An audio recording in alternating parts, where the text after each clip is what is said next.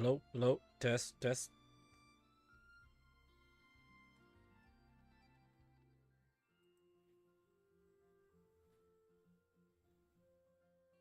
Alright, welcome.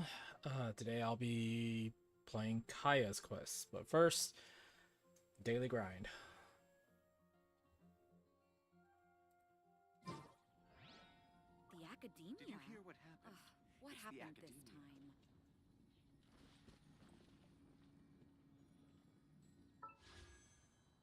Ah, new banners. Not that it matters, because I'm not going to pull.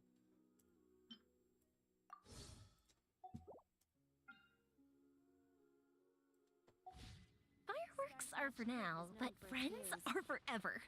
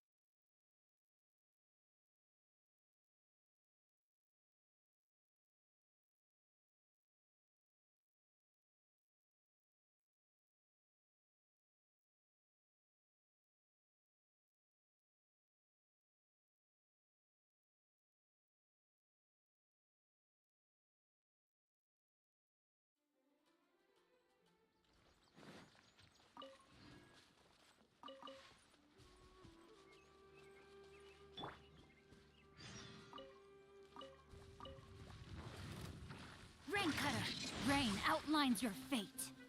Dissipate! Ugh! Just you wait. The wind knows me. Clouds high. The birds...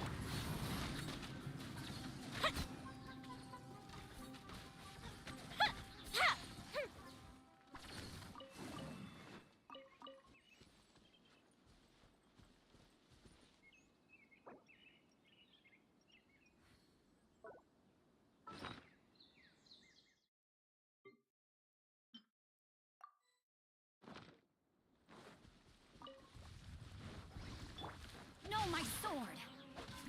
Rain outlines your... Into the wind. Get with me!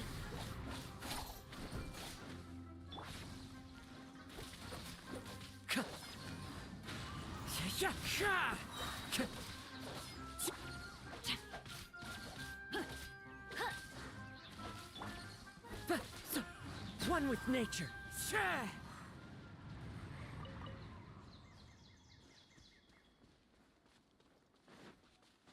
I follow the wind.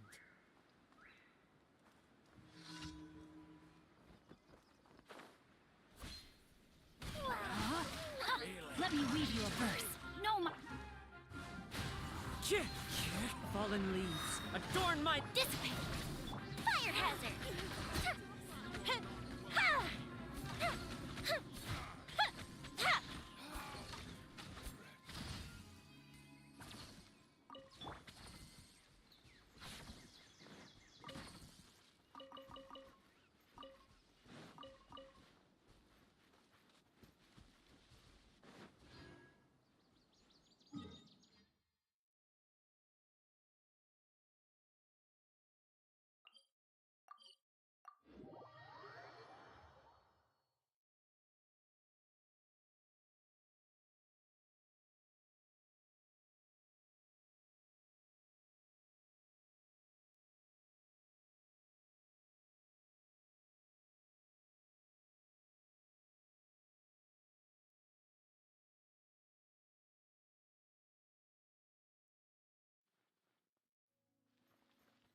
Our bond is strong.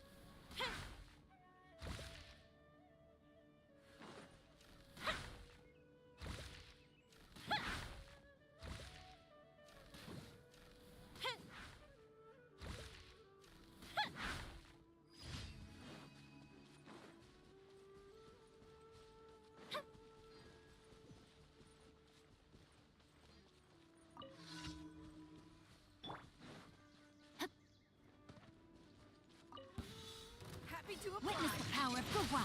Rain outlines your fate. No, Clouds high. The birds call. Tja, tja. stand with me. Out of my way.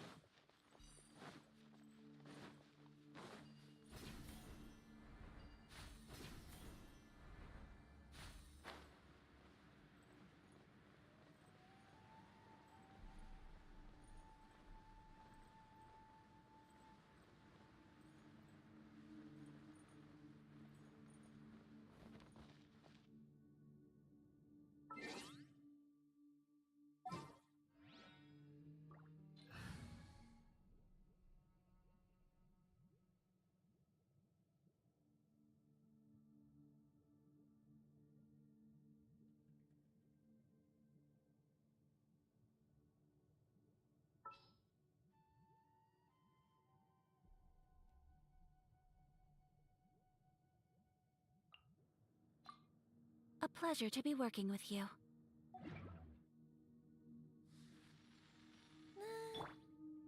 my apologies.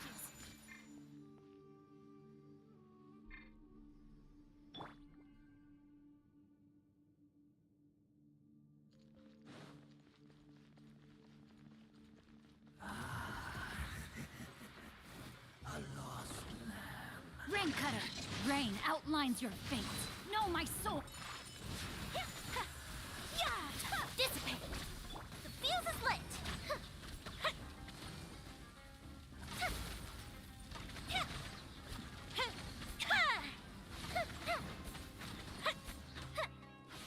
Body and mind.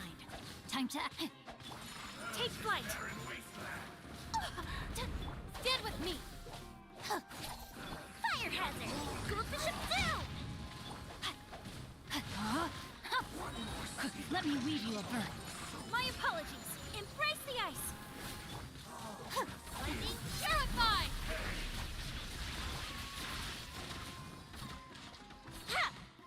Time for a light show.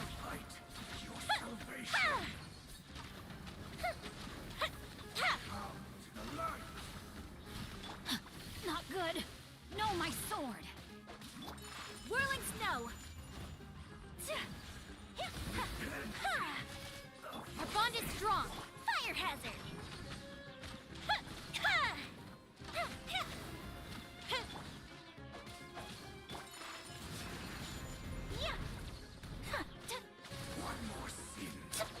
Rain outlines your fate. Witness the power. Your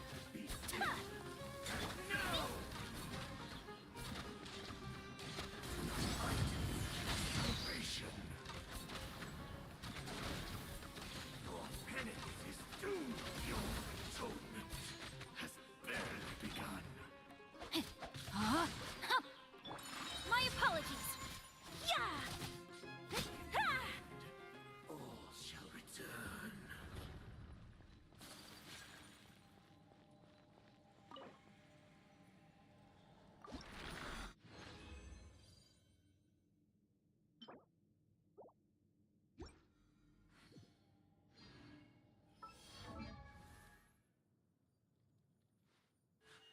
A blade embraces its duty, as a jeweler cherishes their gem.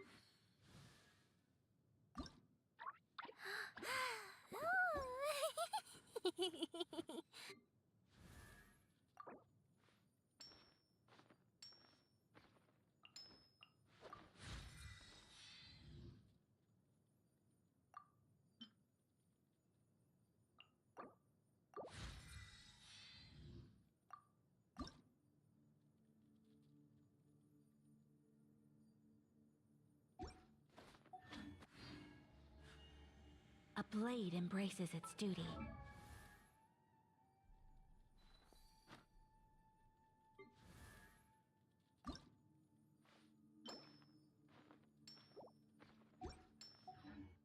As a jeweler cherishes their gem.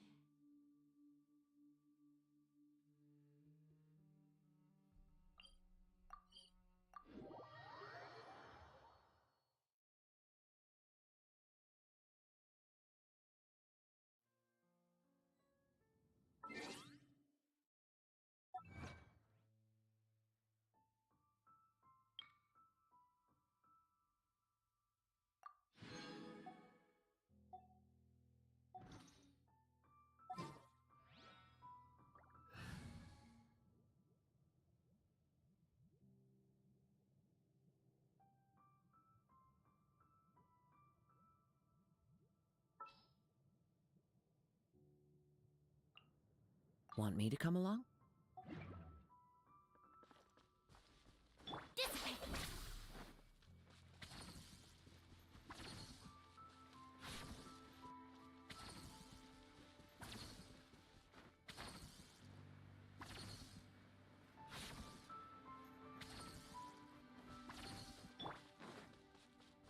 Into the wind. Rain outlines your fate. Stand with me.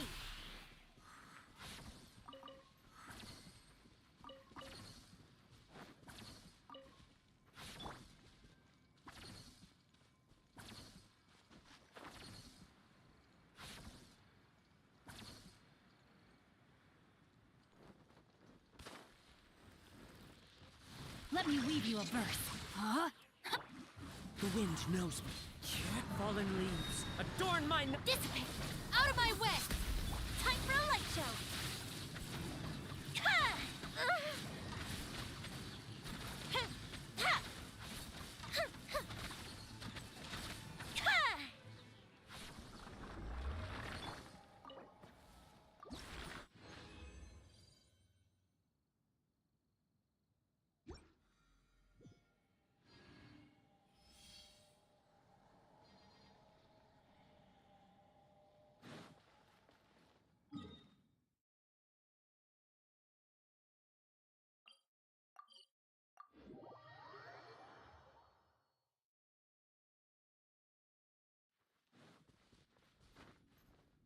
Our bond is strong.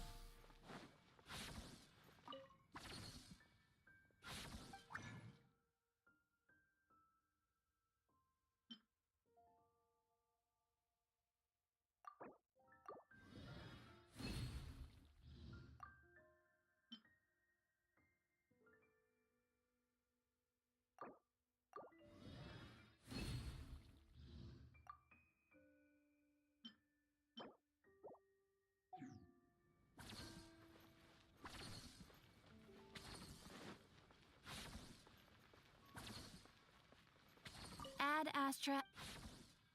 Thank you for fast track.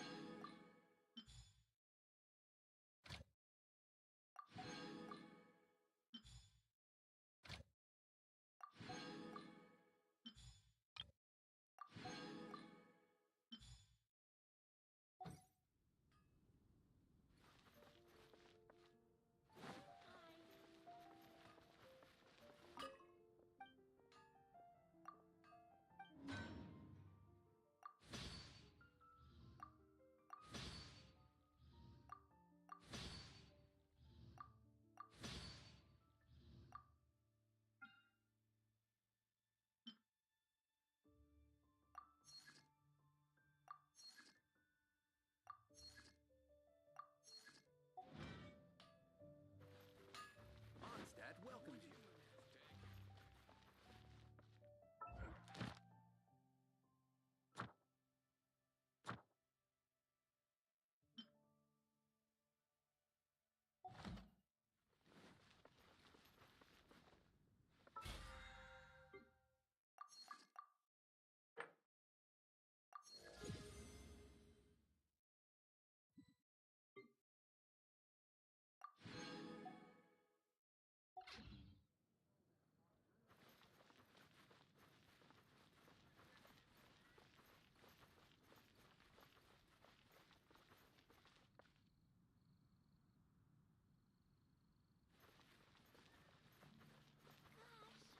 All I can think about is Diluc. There's a strange wanderer near Wolfendom.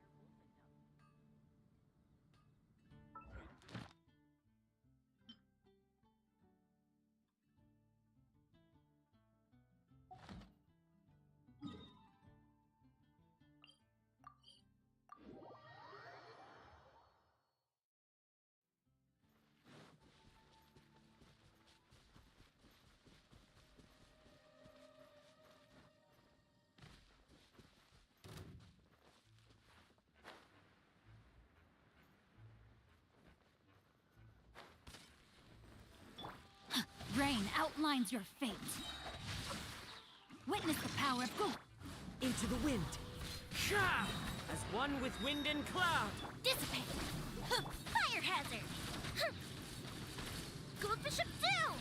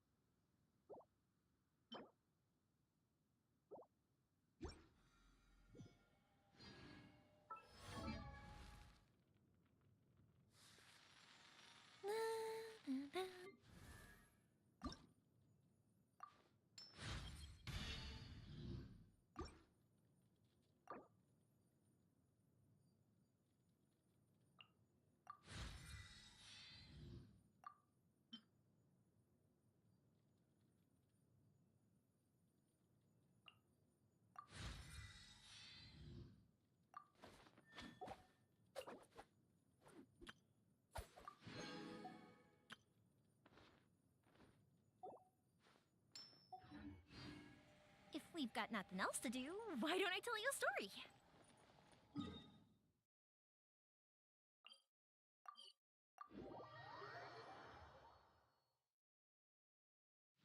Ah! The fireworks are gonna get soaked! Let's find shelter quick! Oh, we're not going to make it!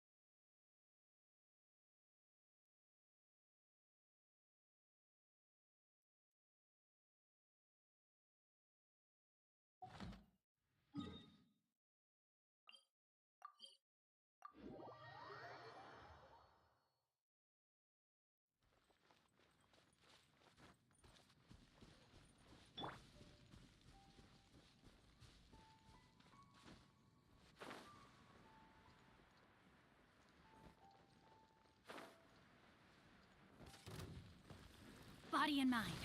Know my sword. Rain outlines your fate. Let me weave. One with nature. Clouds high. The birds come. Our bond is strong. I'll settle this. Time for us.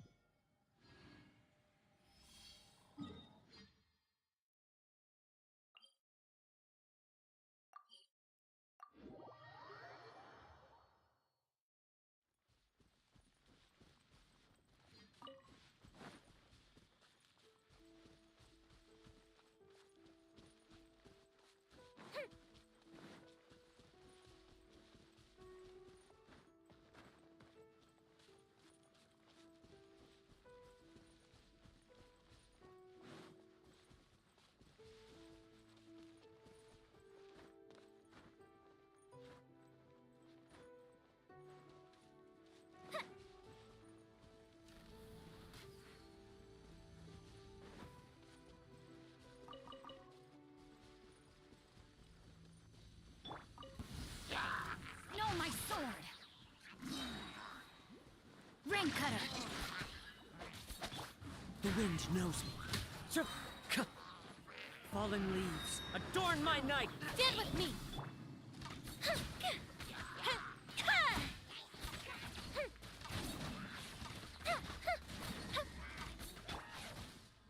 One with nature.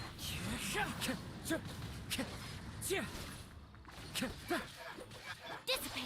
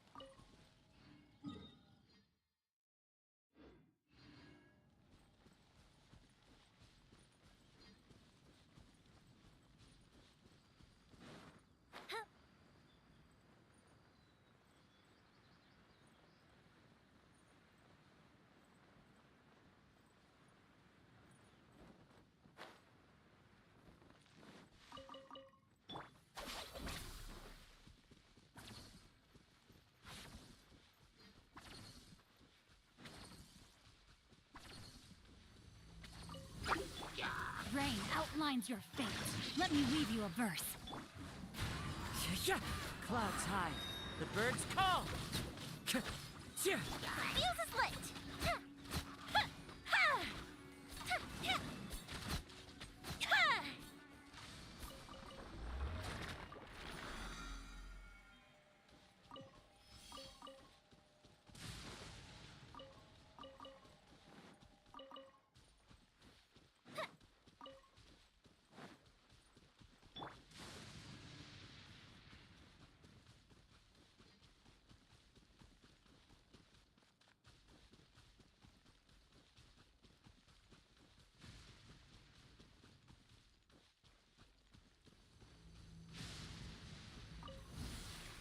Rain cutter.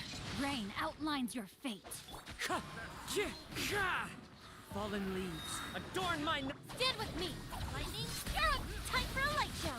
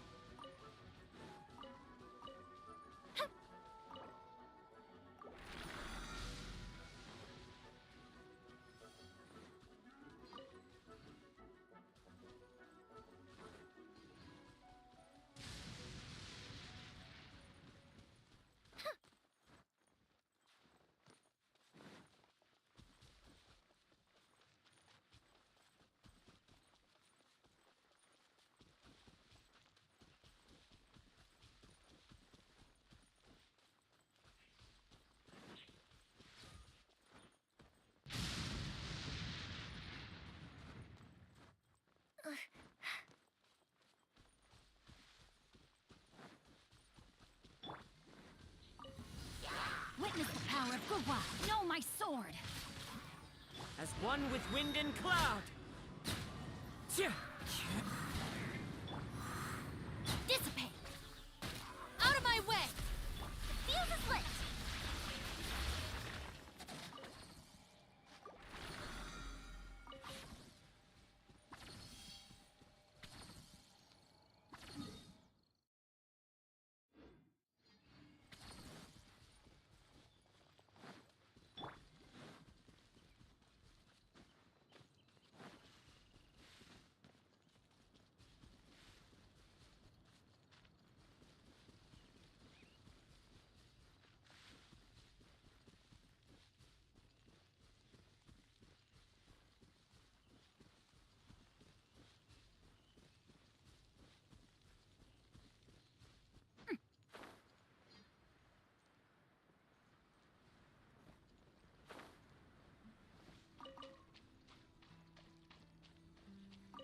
Time to act.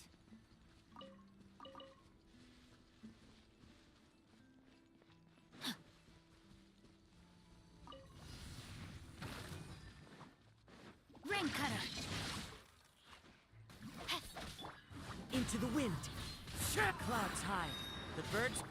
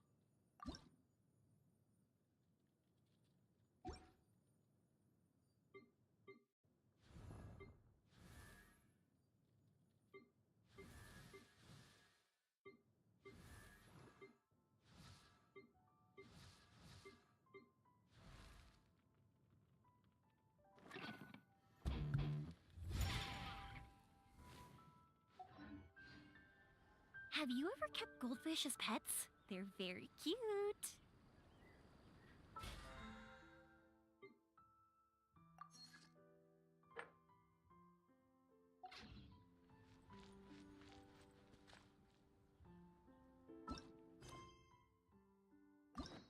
All that's out of the way.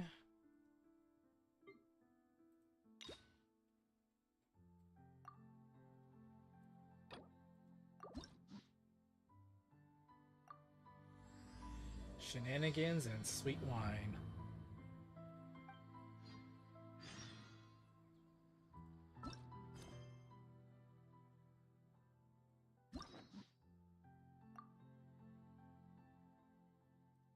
Still got a couple more to do.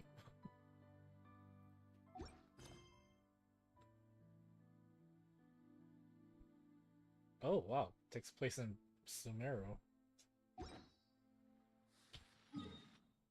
I mean, it's not surprising. Well, it's not too surprising, but I expected it to be in Mondstadt.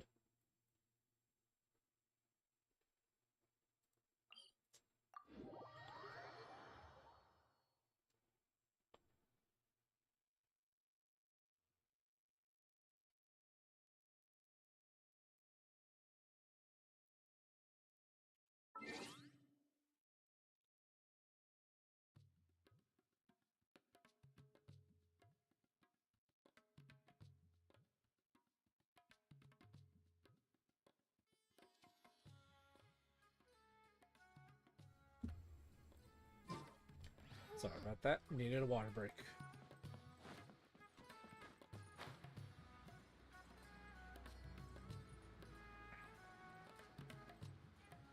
Hello, Kave. How you doing?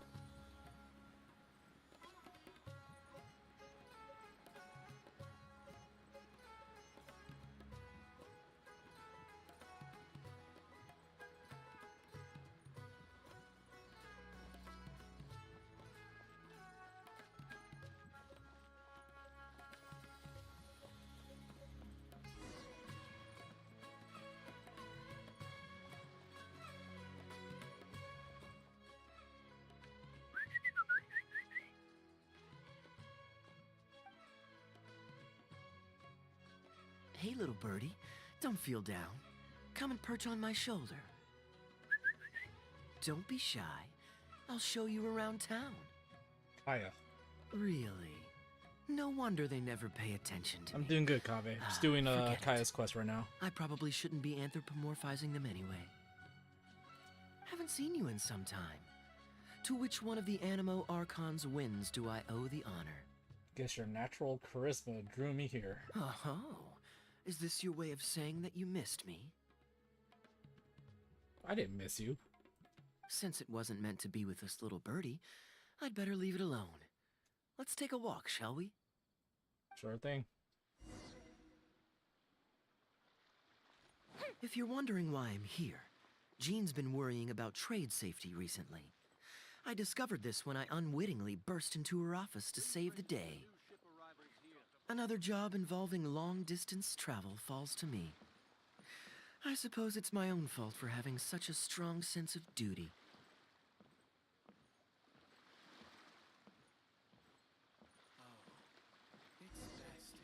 Still, on the bright side, business is now taken care of. And I have unused travel funds, so I was planning to... Go to the bar.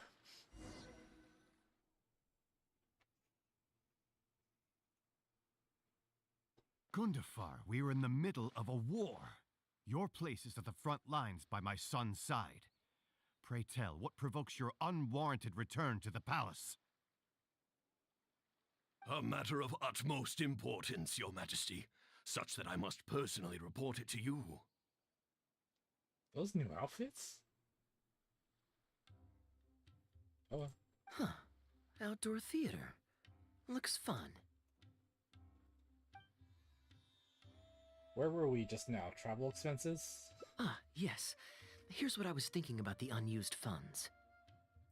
Given that the acting Grand Master saw fit to allocate these funds to my trip in the first place, I think it's my responsibility to make sure that every last mora is put to good use. Or you could just give it back to her. In other words, what do you say we find a way to spend the remaining budget? Perhaps a fancy meal at a nice restaurant? Or a river cruise that takes in the sights of Sumeru City? Or we could buy a few nice mementos to take home. Isn't this embezzlement? Hey, no need to put it like that. Let's keep walking. We can consider it some more on the road. The rules of the Knights of Favonius state that any and all expenditures during a business trip are counted as travel expenses. That's more than enough justification to live a little. Of course, with me being here on my own, it was looking like a wasted opportunity. But now that I've run into you, why don't we make this a joint trip? What you see is what we've got. Feel free to look around. You're always so busy. It's high time you gave yourself a proper break. Even the sharpest blade loses its edge if it's always in use. Regular maintenance is essential for reliable performance.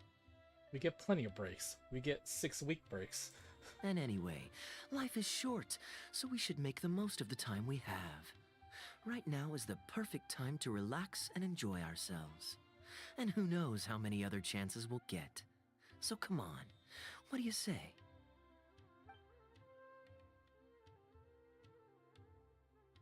We can't spend public money for our own amusement. Now I remember why you're an honorary knight. Of course being tempted by money is beneath you. Your honest character is dazzling to behold.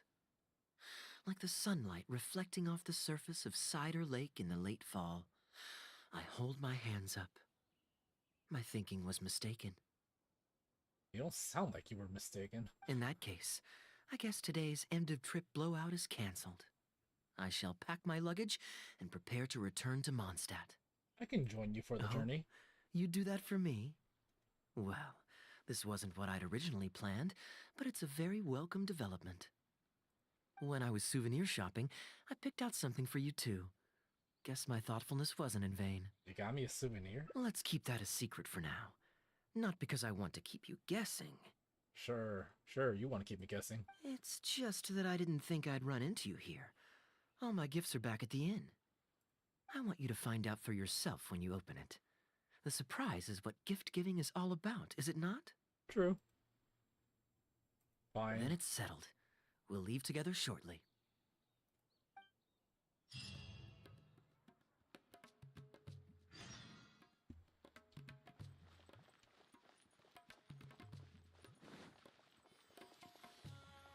Uh, 6,000 meters.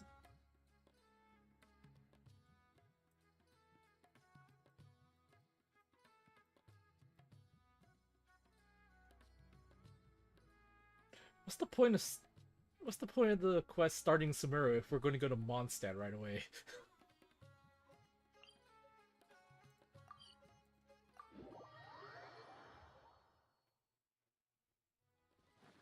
Up and away.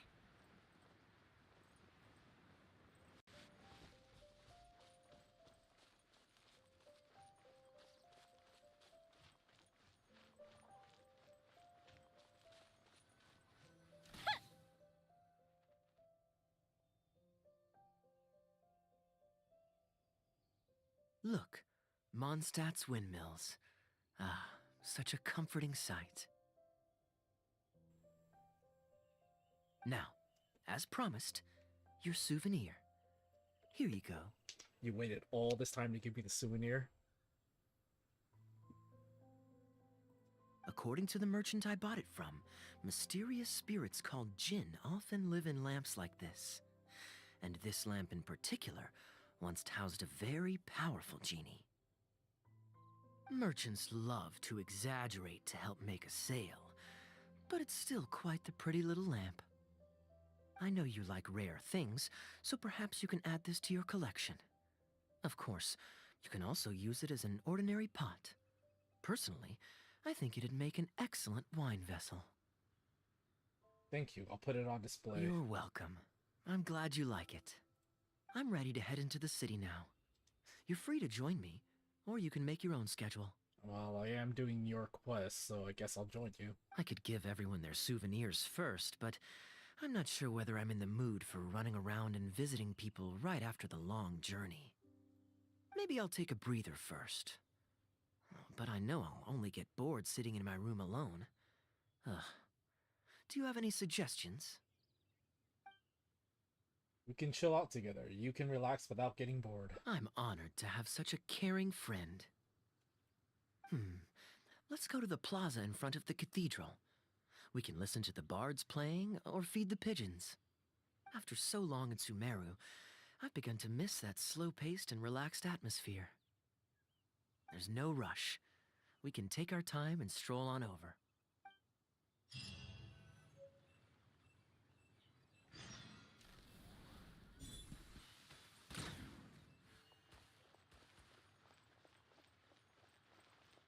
One, two, three.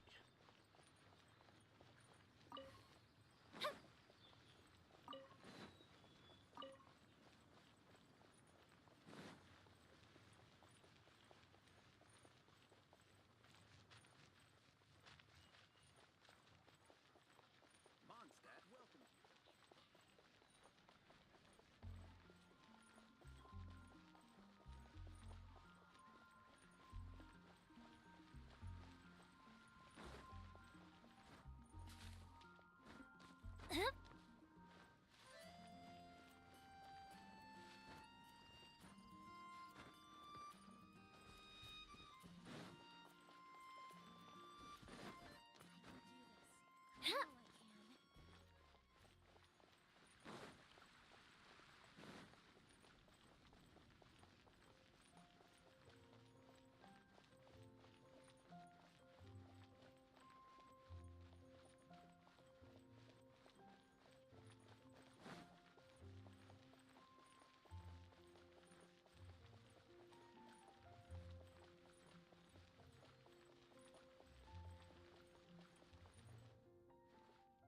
Port Ormos is always lively, even late into the night. People there go to bed much later than I imagined. Quite a stark contrast with Mondstadt. People pray and play music in the cathedral plaza during the day, but come nighttime, the streets are deserted except for the knights on patrol. Which lifestyle do you prefer? Good question. Life in Sumeru is never dull. Last time I was out drinking on the street at night, some passing mercenaries invited me to dance. Although, I did learn later that that kind of thing is highly unusual even there. They must have been in a very good mood that night. They taught me a lot of songs that they usually sing during feasts. It really was a fun night. But be that as it may, I think I'm more suited to the free and easy life in Mondstadt. Simple, honest folks like me, we don't need much to be content. Can you even hear what you're saying? Fair enough. Let's shelve that discussion for now. Have you ever had a chance to hear the cathedral choir before? The hymns they sing are a whole tradition in their own right. Quite different from the folk songs that the bards play. I've heard Barbara sing. Does that count? Not yet. Well, let's see if we can catch them today. Sister Grace is right there, so we can ask her about the choir's schedule.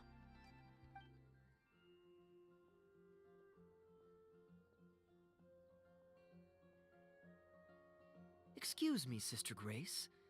Does the church choir have any performances coming up soon? Oh, I'm so sorry. The hymn concert we previously announced has unfortunately been pushed back. Oh? What's the story there?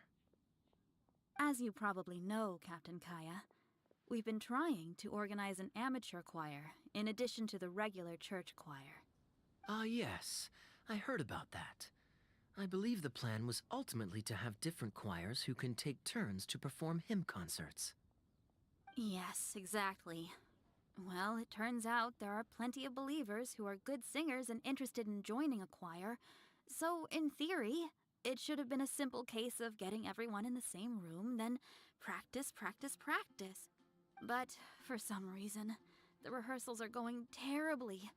I don't understand it. Everyone in the choir has a basic level of musical literacy, but they sound awful together. It's like everyone's trying to do their own thing. There's no group harmony. It's like everyone's trying to do their thing? That's literally what it sounds like it's happening. Oh, maybe I'm just not musically gifted enough to give them the guidance they need. Captain Kaeya, I know you like listening to hymns. How good is your understanding of vocal music? Me? Music is far from my forte. But if you need some help, then don't worry. I know an expert who's more than up to the task. You better not say me. Thank you so much, Captain Kaeya. Having some expert guidance will definitely be a great help. I'm sure you've figured out who this expert is already. He has the best singing voice of any poet in Mondstadt, and understands poetry better than any other singer. Plus, he's exceptionally easy to find. 9 out of 10 times, he's in the tavern. You sure you want to hire him?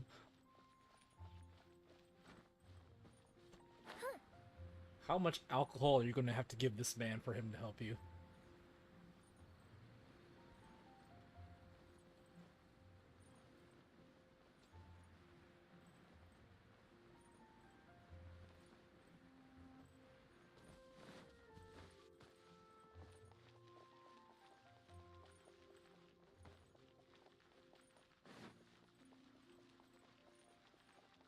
Anything the knights can do for you?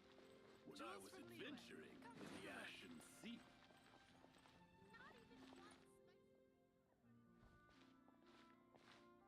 Good day. Drinking alone? I hope you don't mind us joining you. Hello, Venti. Hello, hello! Please, take a seat. We're all friends here. Honestly, didn't expect to see Venti here. Patton, 1 moonlit alley and an apple cider.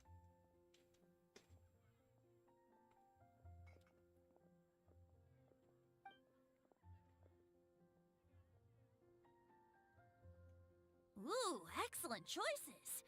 Come on, let's have a toast and drain our glasses together. Here's to the time spent drinking with friends, which is more unforgettable than the drinks are delectable. Ever the poet, Professor Venti. A beautiful toast from the bard with the most. Any new songs of yours we could listen to? There's a real dearth of quality entertainment at the moment, since the cathedral's choir performance has been delayed again. Speaking of which, I trust you've heard Sister Grace's choir perform before? Of course!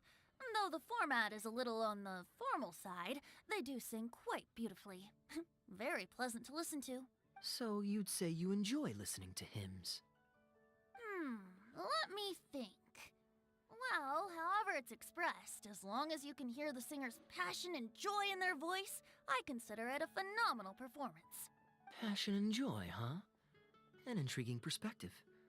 By this logic, I suppose Lord Barbados would also enjoy the choir's performances.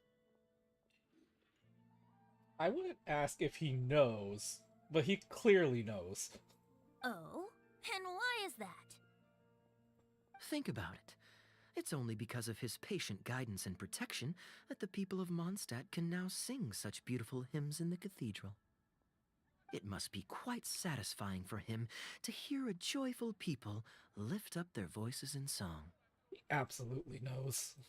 Yes, well, that's a beautiful image filled with hope. But actually, maybe Barbados himself doesn't give it so much thought. In principle, the hymns of the cathedral are dedicated to a god. But in reality, the audience are all ordinary people with very worldly concerns. So what really matters is that the people enjoy what they're listening to. If Sister Grace was able to see things that way, perhaps she wouldn't feel so distressed. Huh? Distressed? About what? You explain Sister Grace's predicament to Venti. Ugh, she might be asking a bit too much. To be honest, if they have a natural talent for music, they should just be allowed to sing whatever they want. It'll all sound good. Even if they aren't singing the same time? I'm Tune. pretty sure the first people to sing songs to the Animo Archon weren't all singing the same tune. That makes sense. Besides, he is the god of freedom. Surely he'd prefer to hear Mondstadters sing their hearts out however comes naturally to them. Well, to each their own, I say. But Sister Grace seems quite bothered by the whole thing. If only a kind soul with a deep understanding of poetry and music could help her. Patton? More drinks? Uh-oh. I only brought enough money for one bottle today. I'll have to pass. Another bottle of apple cider for Venti, please, Patton. My treat. Wow! Thanks, Kaeya. You were one of the finest students ever to emerge from my fast-track love poetry class. I always did admire your enthusiasm and kindness. With the aid of this bottle, a humble bard's woes are whisked away on the wind. And so it falls to this humble bard to pass the blessing on to another. Then this is probably the single most worthwhile alcohol purchase I've ever made. With your help, Sister Grace's problems are as good as solved. Sister Grace is a devout follower of the Animo Archon. Perhaps it's her depth of devotion that causes her to worry too much about the smallest things. So she's a tryhard. Don't worry. Just wait a moment. I'll go find her. Right after I finish this cider. The next time you visit her, our sweet sister shall be sad no more. You say your farewells after enjoying some fine wine. Kaeya leaves first.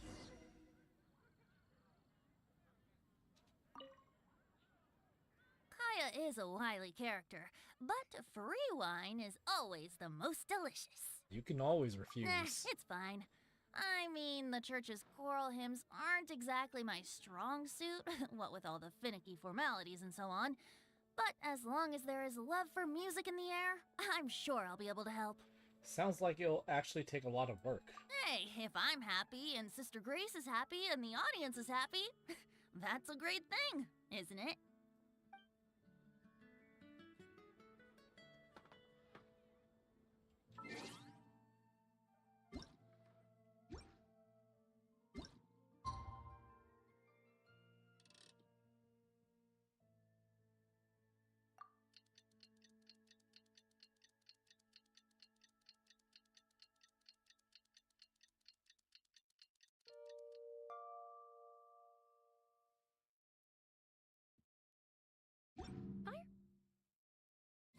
Are for now, but friends are forever.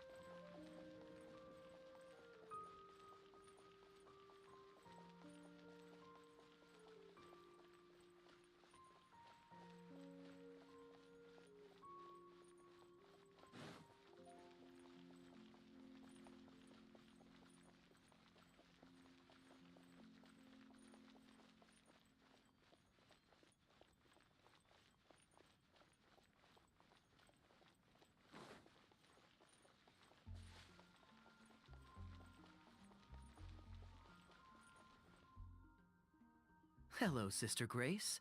How are the rehearsals going?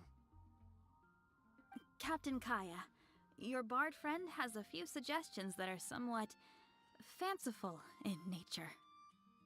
Fanciful in the sense of not worth adopting? Is that what you mean?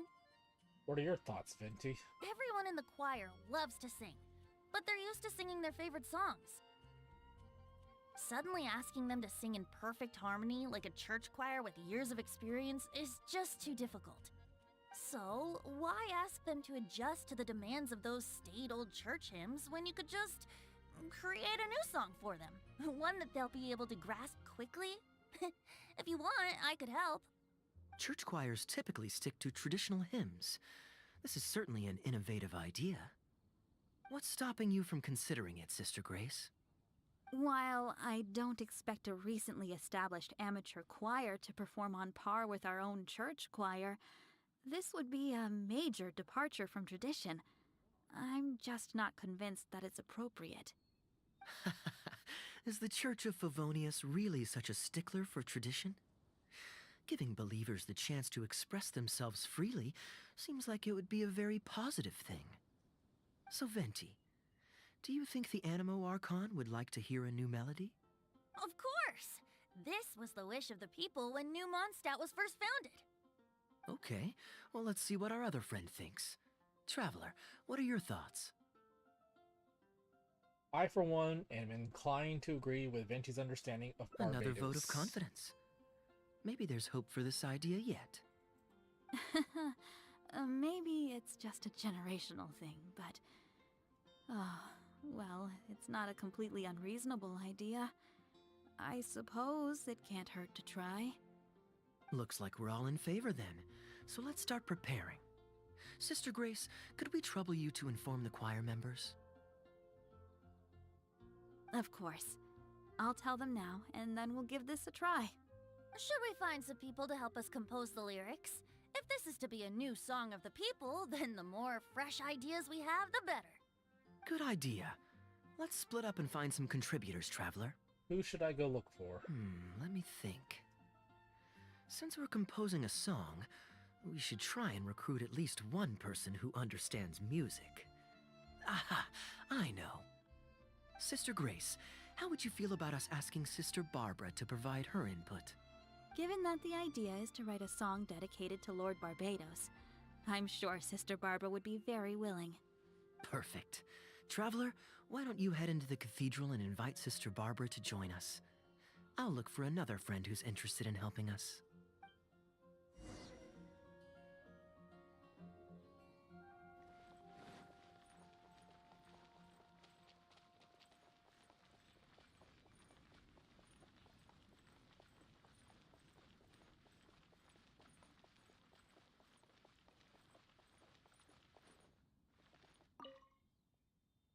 Let the wind lead. Traveler, it's been a long time since I last saw you in the cathedral. Barbara, just the person I was looking for. Fortunately, I have some time to spare at the moment. What is it? You told Barbara about the plan to write a brand new song. Oh, I see. What an interesting idea. The hymns we know today have been passed down to us through the ages. Very few people would ever think to create a new one. But as long as we put our hearts into it and write with reverence and devotion, perhaps our new song can become part of the tradition that is passed on and bring joy to future generations. I mean, you can't rely on the old stuff forever. You do have to create new content, essentially. Just because it's not traditional now doesn't mean it won't be traditional in the future. I never imagined that the bard would come up with such an amazing suggestion. I'd really love to be a part of this. We're having a discussion in the plaza now. Would you like to join? Sure. Let's go there together right now.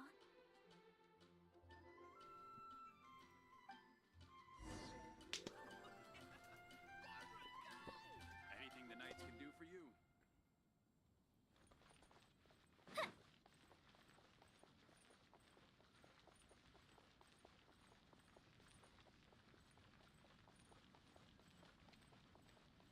Diona.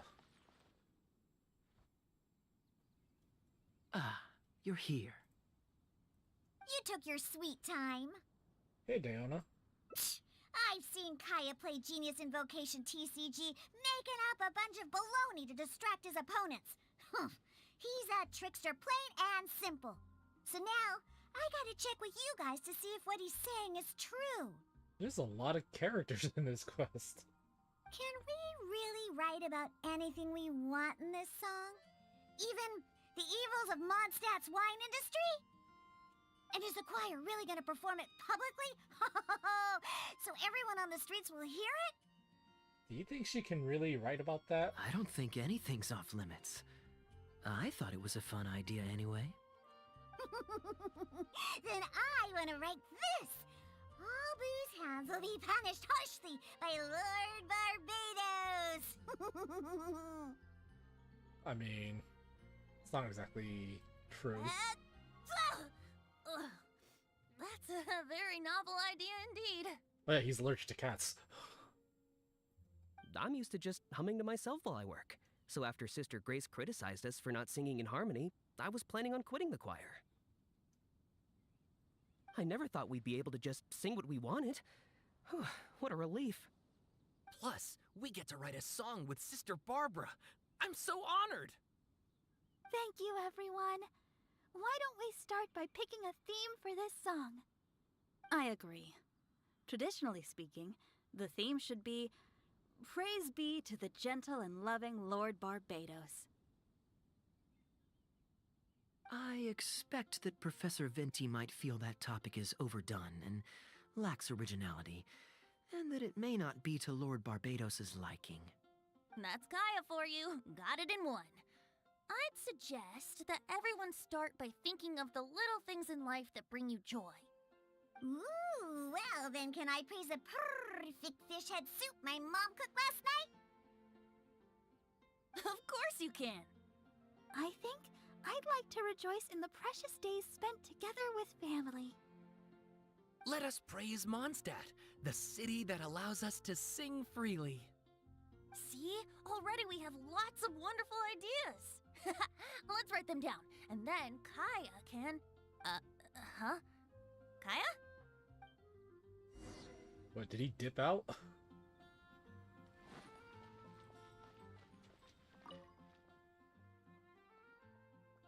What are you doing here? Didn't want to participate in the discussions? You're not participating either. I just wanted to take you to hear a performance. But that obviously didn't happen, thanks to the problems with the choir rehearsals. The rehearsals are now back on track, so I've done my part. If I stay here any longer, I'll probably get roped into singing with them. What's wrong with that? I'd rather it didn't come to that. My songwriting abilities are limited.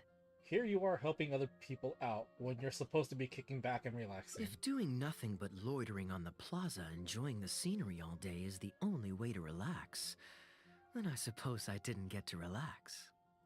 But that would get boring after a while. To me, it's more fun to wander around, see what's happening, and insert myself into interesting situations. Besides, can you be so sure I didn't have something to gain from helping Sister Grace with her choir rehearsal dilemma these past few days?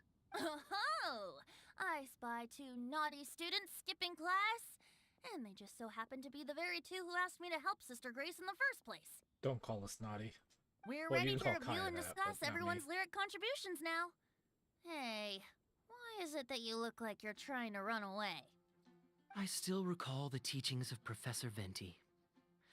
The Animo Archon cares not about how moving the people's songs of praise are, but rather whether or not the song comes from the heart.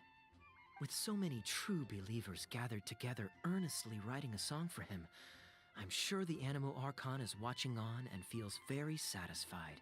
That's what a song of worship is all about. So, mission accomplished. And that's the reason you've decided to leave? Slipping away before the final verse is sung, before the poet has uttered the last line, before everything has concluded. I don't know. Something about it just resonates with me. You just think writing poetry is too much trouble. Oh no. You've seen right through me. Wow, that was a craftily crafted speech.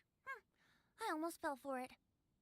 But to share all this with a group of friends, only to find myself one friend short before the final verse is sung, before the poet has uttered the last line, before everything has concluded, I don't know. Something about it just irritates me. If you don't want to write a poem, then let me gift you one.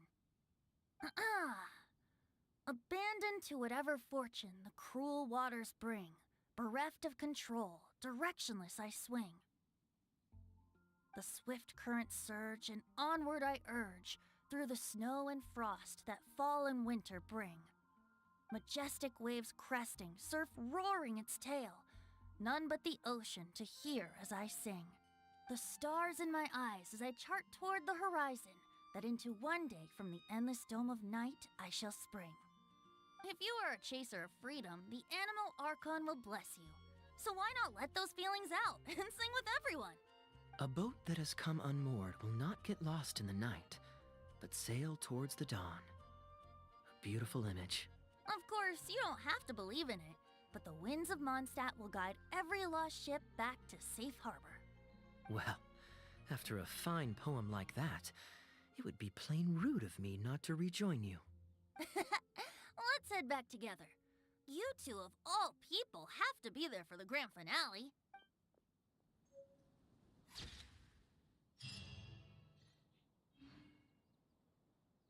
Mysterious lamp of fate ordained. If you are a chaser of freedom, why not sing with everyone? What was this? Oh, I can save these images now?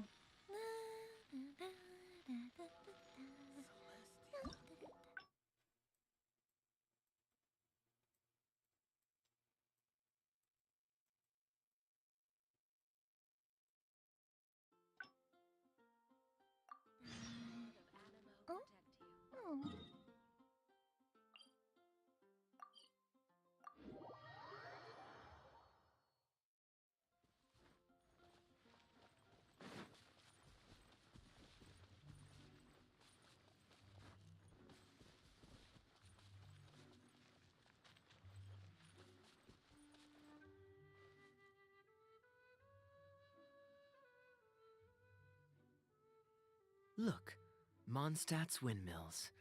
Ah, such a comforting sight. Now, as promised, your souvenir. Here you go.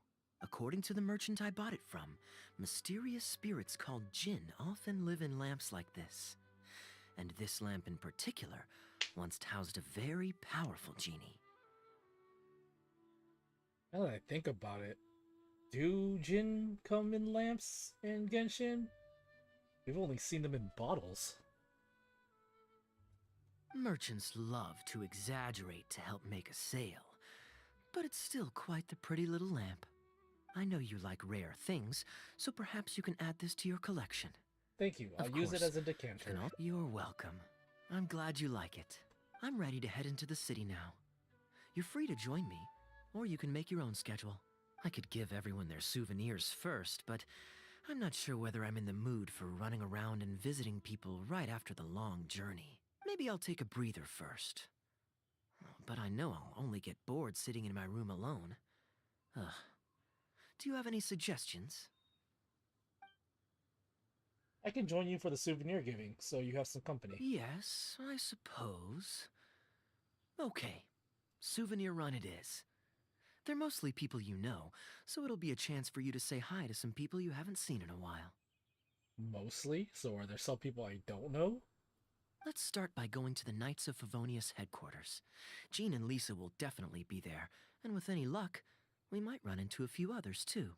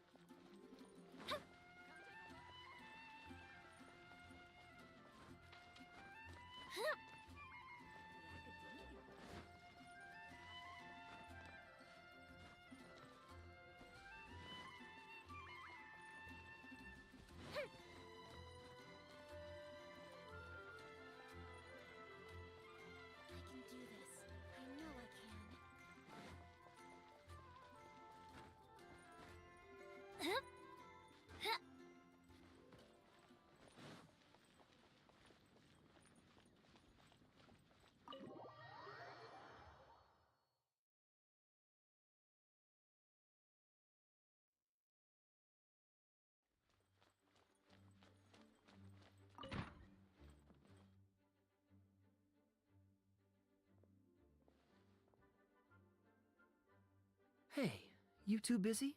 There are a lot of characters in this, well, in this hangout. Long time no see, everyone. You must have had a tough journey, Kaeya. Oh, it's been a while, cutie. Yes, welcome back, Kaeya.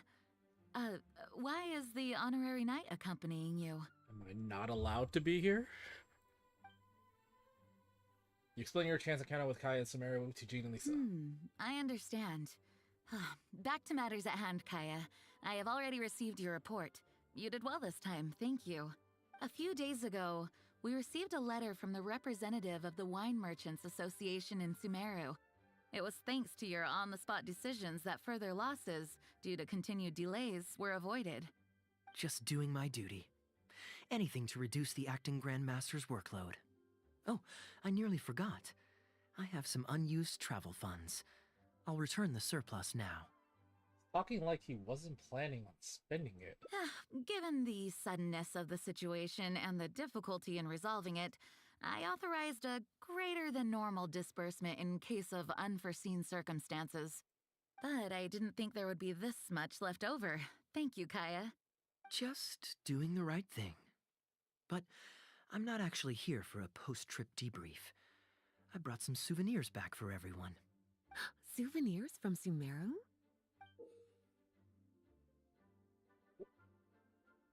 What is that? It's a jewelry box, a brooch, and a letter opener? Here, the letter opener is for Jean. The jeweled brooch is for Lisa. And the items in the box are for everyone else. Ah, so it's just a regular container, just a regular box. The artistry of this is exquisite. Look at the ornamentation on the sheath. This must be one of those crafts unique to Sumeru. It's my first time seeing one in person. Thank you, Kaeya. I love the color of the gem in this brooch, and the setting is so elegant. You have excellent taste, Kaeya. This can't have come cheap. It wasn't too bad. I didn't spend too much. Might I intrude a moment? Albedo, is that you? Come in. Seriously, everybody's in this. I finished the latest quarterly expenses report for the workshop. It's ready for your review. Traveler, greetings. And Kaeya, welcome back from Sumeru. Haven't seen you in a while. Hello, Albedo. You two look like you're in good spirits. As a matter of fact, the honorary knight and I traveled back from Sumeru together. Ah, yes, and I brought some souvenirs for you and Klee. They form a set. Hold on, let me dig them out. You're too kind. Klee has been constantly inquiring as to the timing of your return lately. Since you weren't around, she thought you had also been grounded, and that it would be a long time before you could come out. Children always have the most peculiar way of looking at things. Also been grounded? Sounds like things haven't been too dull for you all in my absence. It's Klee's third time this month. Third time in a month. Evidently, you're not the least bit surprised. No. On the contrary, what would be a surprise is if Klee ever managed to stay out of trouble for a substantial length of time. Anyway, since my souvenir is part of a set with Klee's, there's no rush to give it to me. When Klee's next, released, I'll bring her to see you sometime. We'll collect our souvenirs together. Sure, makes sense.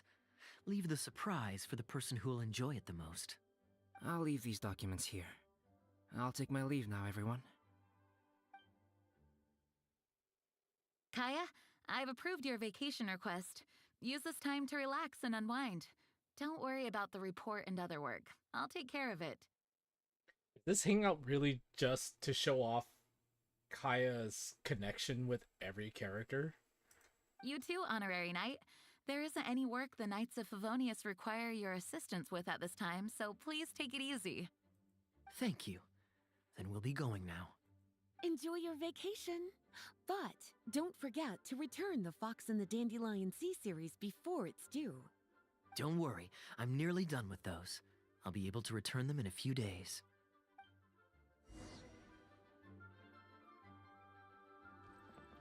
Kaeya is just as thoughtful as always.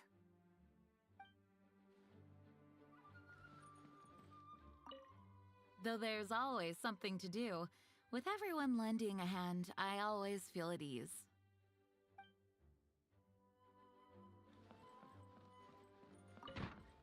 Is Albedo still around? Probably not.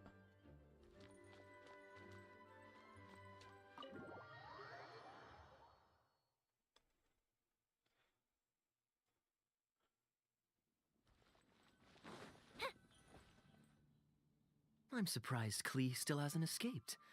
I taught her a few tricks just before I left. Why are you smirking? Kids will always have their moments of mischief.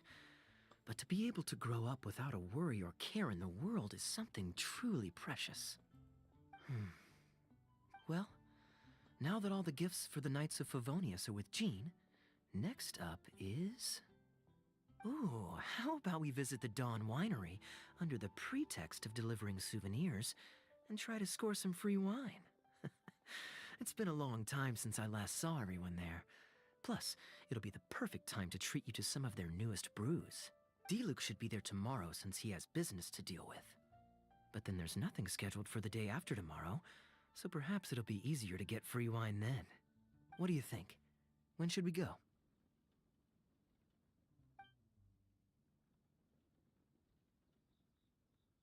Day after. Great. Then it's settled. Let's meet the day after tomorrow at the front entrance of the Dawn Winery.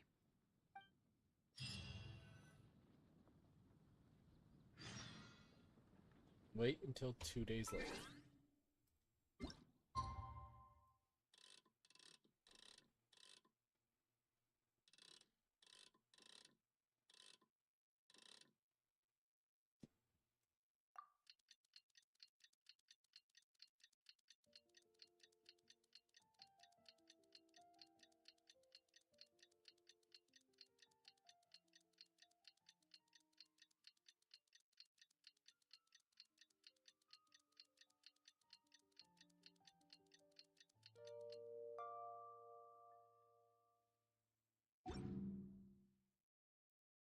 Have you ever kept goldfish as pets? They're very cute.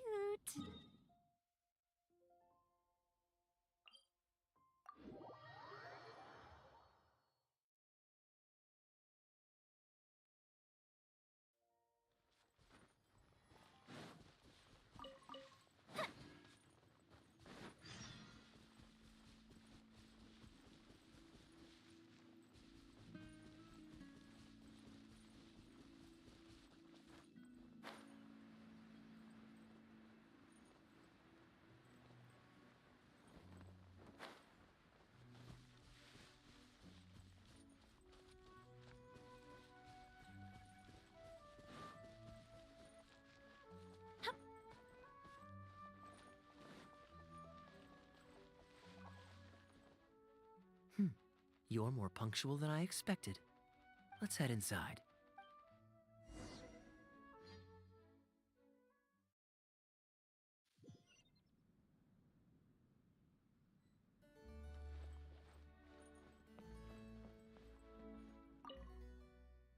Master Kaeya? And the Traveler? Welcome, welcome. Please, come in. I'll fetch you both something to drink. I feel like I've never met this guy before. Long time no see, Elzer. Yes, it's been a while, hasn't it? So what brings you back to the winery this... Sorry. Is there anything I can do for you? No need to be so formal. I just returned from Sumeru and dropped by to see you all. Ah, what a pity. Master Diluc went out to handle business last night and hasn't returned yet. Never mind. The main thing is that you and Adeland are here. Oh, speaking of Adeland, where is she? She's taking some time off. She was busy cleaning yesterday and finally has a bit of time to herself. Perfect. I brought some gifts for you both. Here, this belt buckle is for you. My goodness, it's exquisite. Thank you, Master Kaeya. I'll treasure it. You okay, dude? Would you like anything to drink? We recently finished making a new batch of dandelion wine. Well, what perfect timing. I was just wondering how this year's batch was coming along. Let me fetch a barrel and have someone deliver it to the Knights of Favonius headquarters for you. Oh, I won't be needing an entire barrel. A couple of bottles will be more than sufficient. Else Diluc might say I came here to beg. Oh, Master Diluc might grumble, but he doesn't mean it. Anyway, let me fix you both a drink. Much obliged. Then I'll have a glass of dandelion wine and a glass of cider lake for him, if you please. Cider Lake? The name is not that literal. It is a drink with virtually no alcoholic content, as Master Kaeya will be aware. I'll prepare them now. Please, wait a moment. Of course, my drink is non-alcoholic. Strictly speaking, that's not entirely true. Cider Lake does have a tiny amount of alcohol in it. What, like 0.0001%? Please, enjoy. Try the cider lake that Elzer mixed. It's quite sweet and very tasty. Pleased you liked it. Looks like my bartending skills haven't faded with age. How have you been recently? Is the winery's business doing well? To tell you the truth, we've had our work cut out for us recently trying to fulfill some major orders. Things have only just started to quiet down over the last couple of days. So, you've had no time off lately? Master Diluc was concerned about the same thing. But with him being out on business for a few days, who would take care of business and the guests if I were to take time off? Maybe some other time. At least take half a day to see a doctor and make sure you're okay. If your condition worsens, Diluc will never forgive himself. You make a fair point. If you're worried about having someone to handle the winery, why not leave it to me? I'm familiar enough with your responsibilities to cover for you for a while. Master Kaeya, Please, come back to the winery more often. We all miss you very much. All right. No need for that kind of talk. Come on, I'll see you out.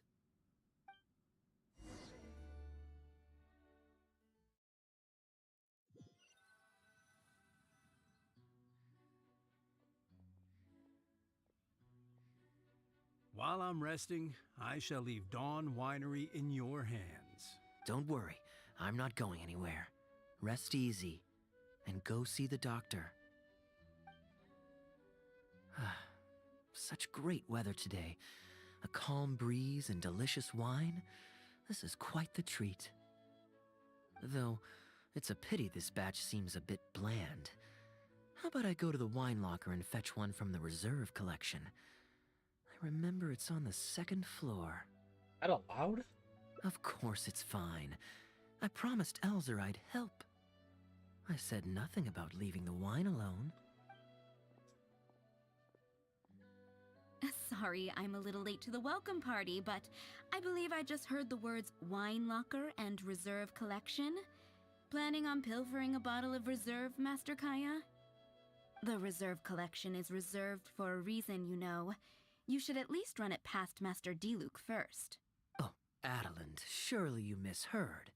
We were simply taking a walk around the house. I see. Anyway, what brings you and the traveler to the winery today? We just returned from Sumeru. It's been a while, so I thought we might drop by and say hello. And perhaps enjoy a complimentary drink while we're here. Surely you wouldn't object, Adeland. How could I object?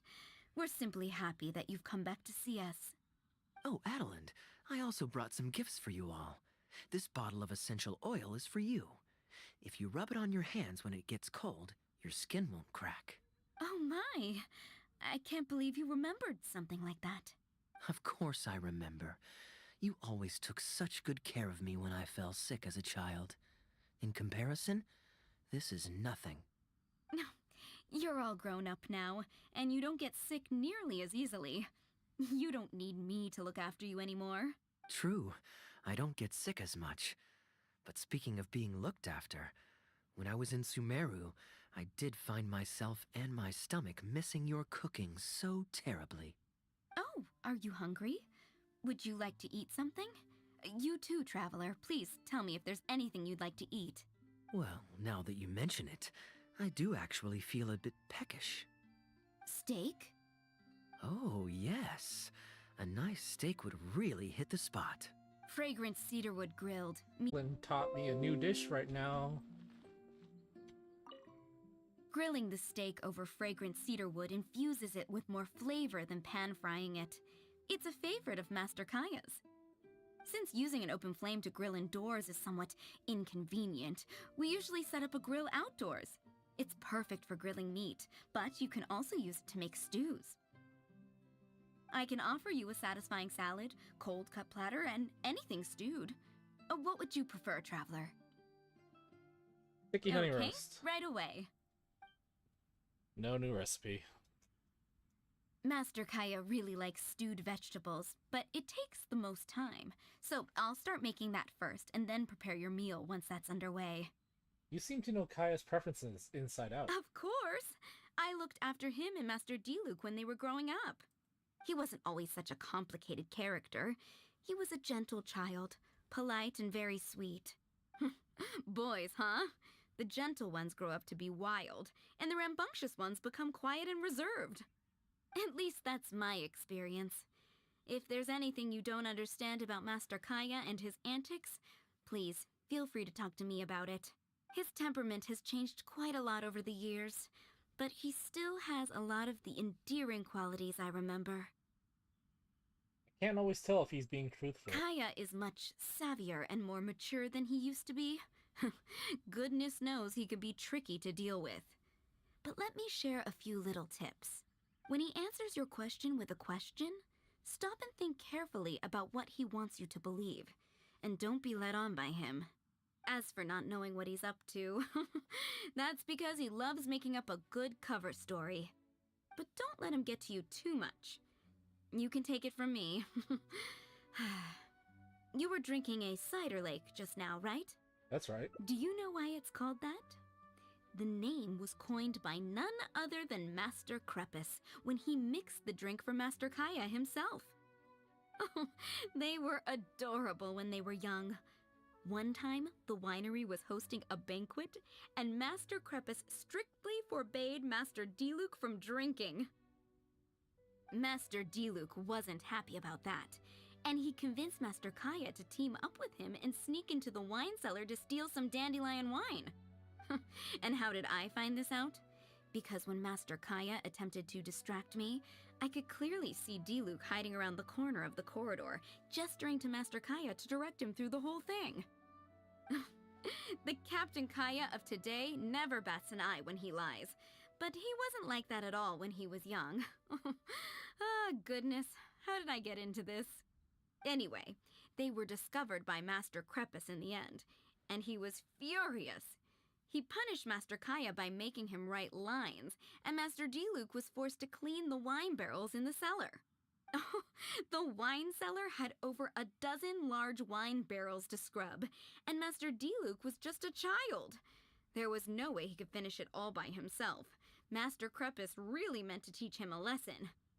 I'd originally planned to secretly finish off the work for him, but when I peeked inside the cellar, I found that Master Kaeya was already there. He and I finished scrubbing the remaining barrels when Master Krepus saw that the bruises on Master Kaeya's hands were even darker than those on Master Diluc's hands.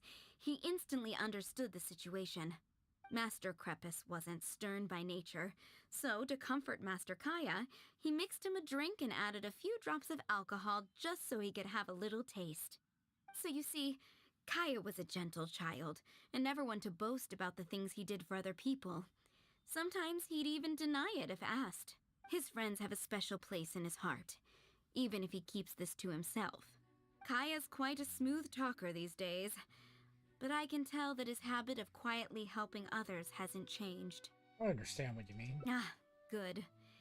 Okay, the stew is nearly ready, but the meat and the other dishes will need a moment. Please wait at the table. I'll be over shortly.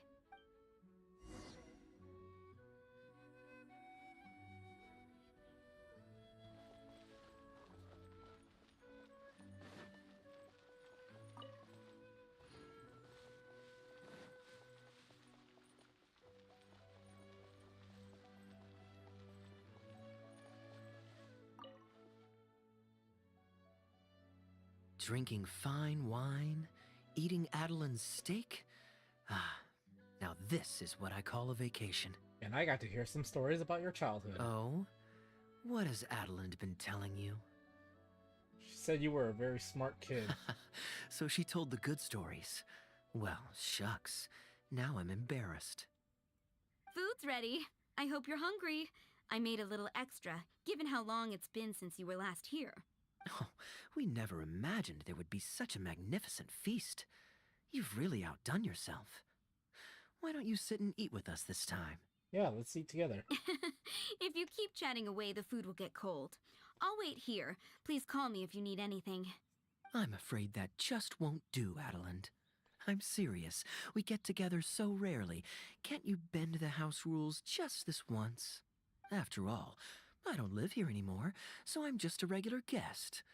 You aren't going to refuse your honored guest this small request, are you? Since it's you, Master Kaeya, I see no choice but to honor your request. I know that us sharing a meal is a sign of our close relationship, but this is technically against the rules for a maid, so please forgive me for rebuffing you at first. I didn't mean to sound rude. All Kaeya's fault. Traveler, given how petty Master Kaeya can be, it must be hard for him to make friends. Does he have any friends in the Knights of Favonius? Yes, me.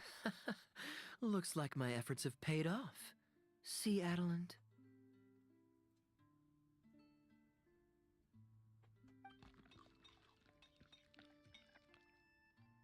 Hello, everyone. Pardon me, but is this Dawn Winery? I'm Guangzhe, a guard with the Secure Transport Agency under the Leo Communications Office. Here's my card. No wonder Elzer felt so strongly about staying. He certainly wasn't kidding about how busy it is. Mr. Guangzhe, a pleasure to make your acquaintance. The pleasure is all mine. The Secure Transport Agency has worked with your fine establishment in the past, though we have only corresponded through letters. I always found it a great pity that I, the overseer of our cooperation, have never had the occasion to visit in person. Why don't we go inside to discuss the details? No doubt the conversation will flow better with some of our wines to taste. Adeland, we'll continue our discussion later. Could you fetch some apple cider for the three of us? Certainly, Master Kaeya. Please wait a moment.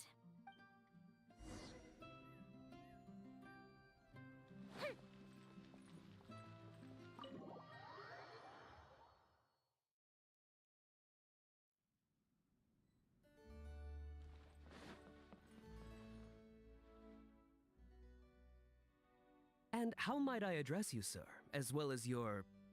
Just Kaeya is fine. I'm standing in today for Elzer, who usually manages the winery's business. And this is my good friend. Hi, I'm Ziggy. A pleasure to meet you as well. I'm not just here today to pay a visit. I actually have an invitation for Master Diluc to cut the ribbon at a ceremony to celebrate our agency's business. How does this guy not know who I am? Everybody in Liyue knows who I am. Our collaboration with Dawn Winery last year was quite successful, and I was curious about your product shipment plans for the next quarter. If it's no trouble, please, also mention to Master Diluc that our agency has expanded this year, so if the winery has any additional needs, please, consider us. Master Kaeya, the apple cider you requested. Master? Wait. Pardon my foolishness, but might I inquire as to your relation to Dawn Winery? I'm Master Krepus's adopted son, and Master Diluc's brother. However, as a serving captain with the Knights of Favonius, I am rarely at the winery. My mistake. I apologize for not realizing earlier. I do hope I have not done you a discourtesy. You may have misunderstood, Mr. Guangzhe. Though I am Master Diluc's brother, I don't actually live at Dawn Winery. I'm also a guest here today. I'm merely here receiving guests due to Elzer being temporarily indisposed. But please, don't worry. I will be sure to extend your invitation to Master Diluc. Thank you for your graciousness. I knew the Dawn Winery's wines were delicious, but I am only now discovering how wonderful the apple cider is. It has a clear and inviting fragrance. In addition to the apple cider, the winery has an extensive collection of reserve wines and liquors. I see you are also a connoisseur of fine wines, so it would be a shame not to sample some. Adeland, please fetch a bottle from the reserve collection in the second floor wine locker. As you wish, Master. Did you enjoy apple cider? Thank you again for your most gracious hospitality. Today's trip was very fruitful. Now, allow your humble servant to take his leave. Please, it was a pleasure. Here's hoping we'll have a chance to share some more fine wines together in the future. The guest has left, Master Kaeya. In the end, you couldn't protect the reserve. It's no skin off my nose. Master D-Luke may have a few choice words when he learns of the situation, but that's all. All I really wanted to say is, you will always be a part of the Dawn Winery family, Master Kaeya. I have never considered you an outsider. No matter when, if you ever feel tired, you'll always be welcome here. I understand, Adeland. Oh, now this is a busy day. Who's at the door this time? Hello, everyone. I'm back. Now was that quick. was fast. How are you feeling? The doctor said there was nothing to worry about. I just need some rest. But on the way back, I met someone who was looking for Master Kaeya. What? Kaeya! Shh! Klee's here to rescue you! Come on! Let's escape! Oh my god. She came to break him out. Kaya's not in danger. Mr. Honorary Knight! Are you grounded with Kaeya too? Grounded? Haha, yes. Albedo was saying something about that. Sumeru was fun, but it can't compare with Mondstadt. So here we are. You two must have done something to make Jean mad, but that's okay. So Klee broke out of confinement to break Kaeya out of confinement. Kaeya has rescued Klee loads of times before, so when Albedo told me you came back, I went and said sorry to Jean. Kaeya, you're free now! We can go play together again! Oh, if my memory serves me correctly, this child is... This is a fully qualified Knight of Favonius, Klee. Hello, miss. I'm Klee. We're sorry. Please don't ground Kaeya. What? I really need to take Kaeya and Mr. Honorary Knight away so we can go find Albedo, Sucrose, Amber, and everyone else and play together. I see. Hello, Miss Klee. You needn't worry. Master Kaeya's grounding is long over. See, Adeland, you don't need to worry about me. I have lots of people to care for me now.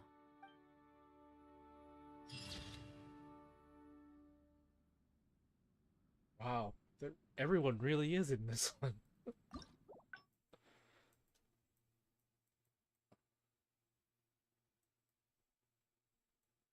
And then I'm guessing D-Luke is going to be in this one.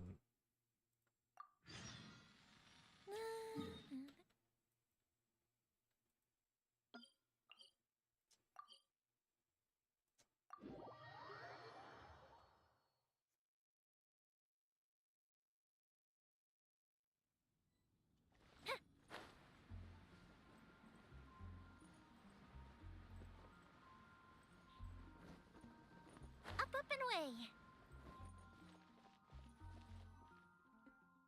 I'm surprised Klee still hasn't escaped. I taught her a few tricks just before I left. This is just the norm to you? Kids will always have their moments of mischief. But to be able to grow up without a worry or care in the world is something truly precious. Well, now that all the gifts for the Knights of Favonius are with Jean, next up is...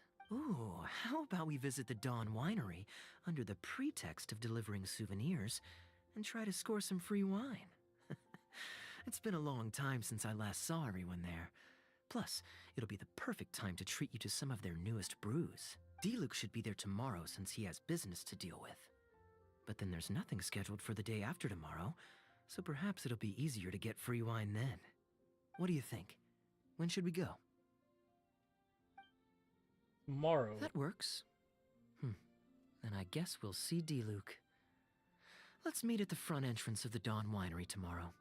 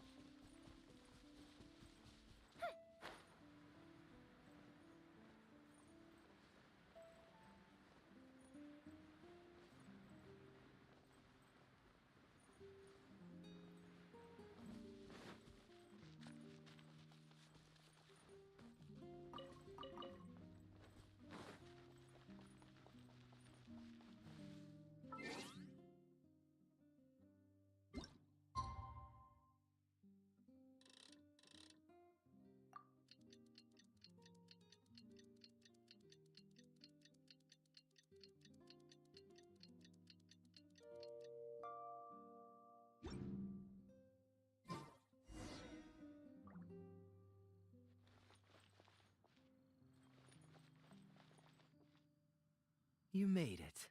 Come on, let's go inside. Brace yourself for some sour grapes.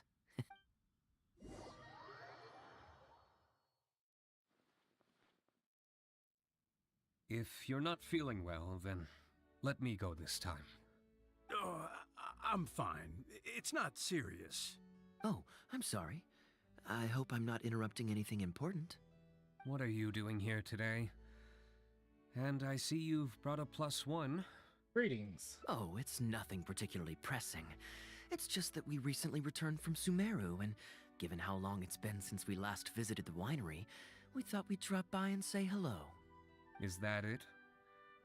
Make yourselves comfortable then. Oh, do you really mean that? Because my definition of comfortable happens to involve prodigious amounts of your finest wines. Speaking of which, I'm curious where you store the wine these days. Is it the same place as it always used to be? Sounds like you're in a hurry to reach your goal. Been plotting this raid for a long time? Plotting a raid? Why, you misunderstand me. The truth is, a rumor happened to reach my ears recently. My informants tell me that last month, the Dawn Winery spent a large sum of mora on 2 bottles of limited edition Northland Valberry liquor. However, it turns out that they were likely just cheap knockoffs masquerading as the real thing.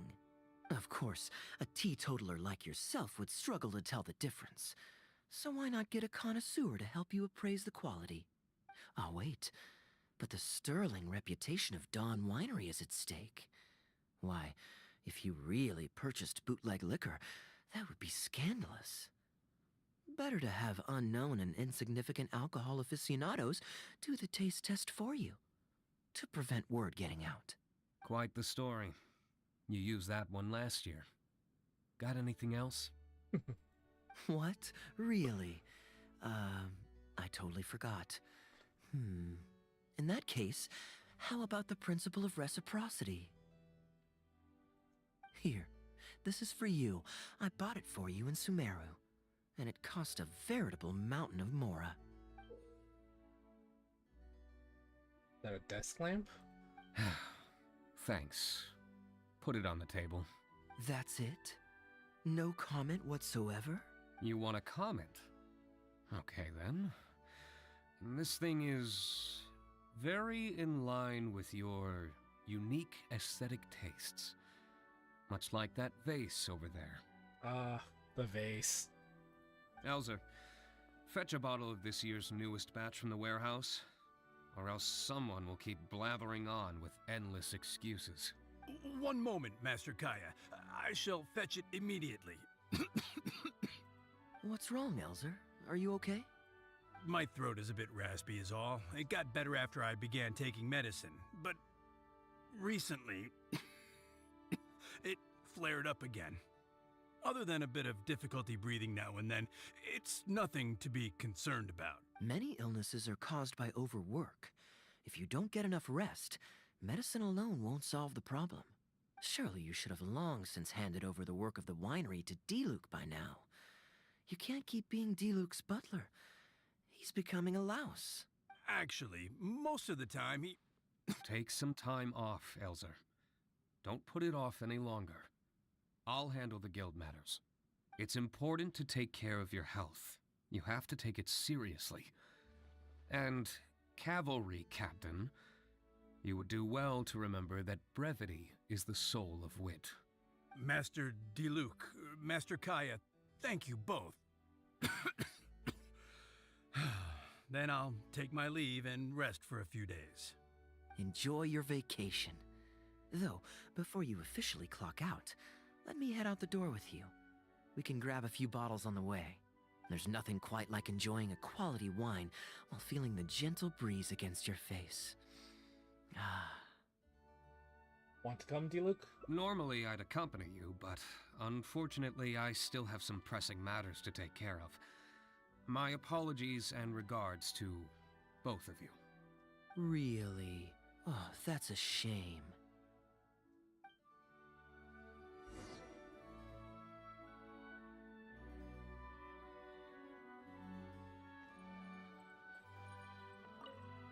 Where's Kaeya? Gone already? Kaya's still here. What are you working on? Right now, just the usual day-to-day winery business. But I'll be attending a meeting in Elzer's place shortly. The meeting concerns research and development of new beverages, and involves collaboration between several different wineries. It makes more sense for me to attend anyway. Kaeya can answer any questions you might have while I'm not here. He's quite familiar with the winery.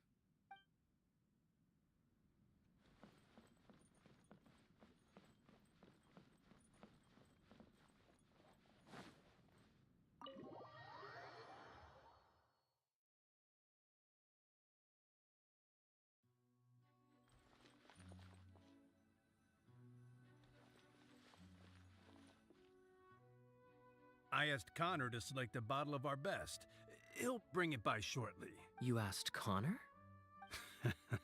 He hasn't seen you in a while. He's just happy to be able to do this for you. Considerate as ever. Ah, Elzer, I also brought you a gift. Here, this belt buckle's for you. Such artistry.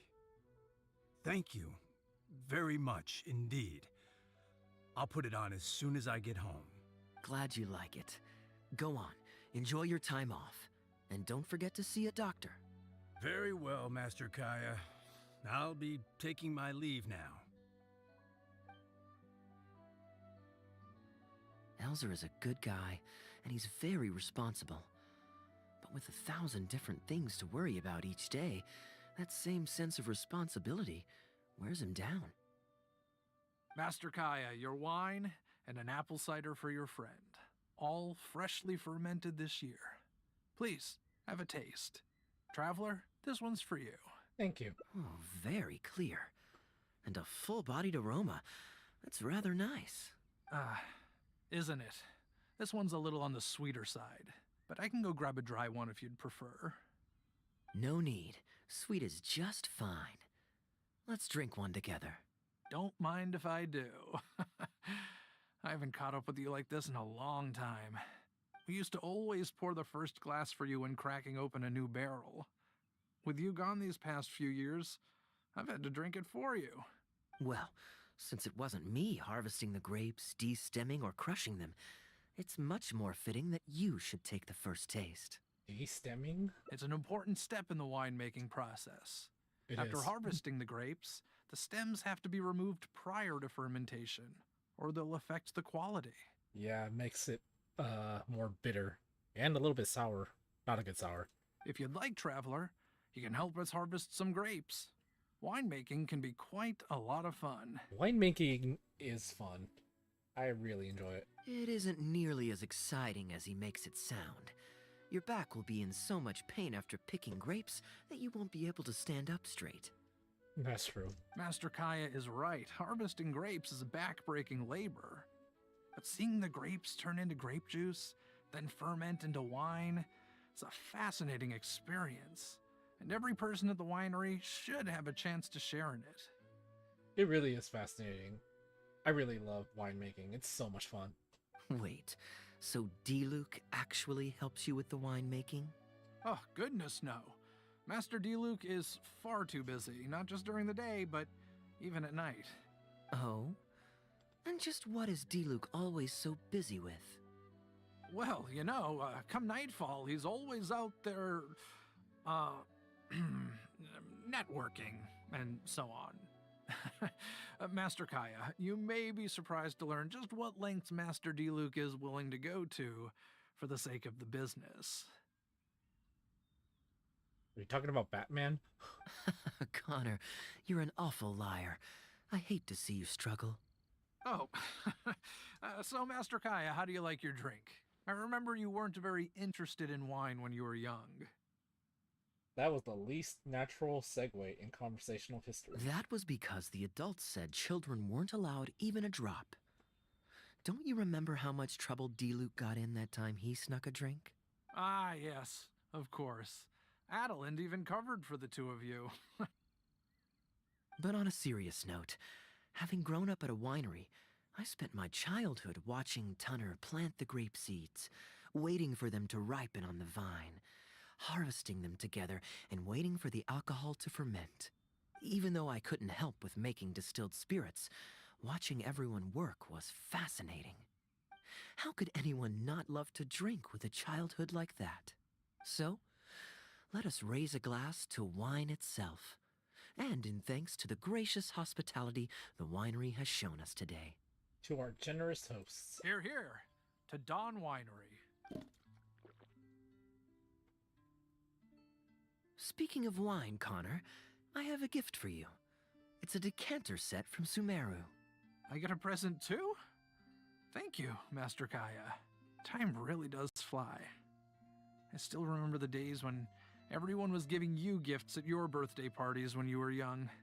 Now I have wrinkles and Tunner's bent double, while Master Kaeya is the cavalry captain of the Knights of Favonius.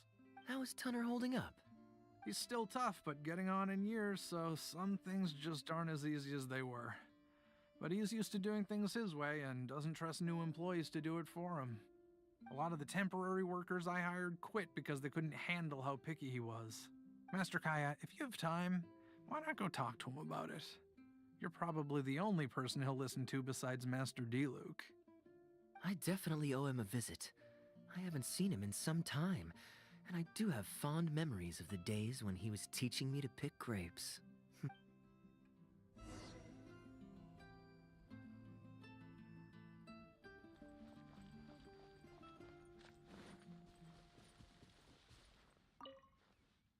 Busy day today, Tunner? Oh, Master Kaeya, you're back. No, I'm not at all busy. I just spend my hours watching the grapes growing on the vine. They're growing wonderfully this year. A few rows are almost ripe. We've already begun harvesting them these past few days, so that'll keep me occupied. Sit. After we're done picking, I'll bring a few bunches over for you to try. No need.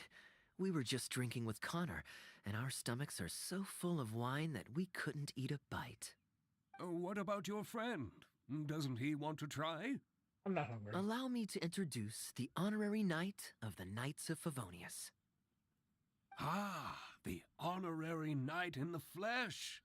There are so many talented people in the Knights of Favonius.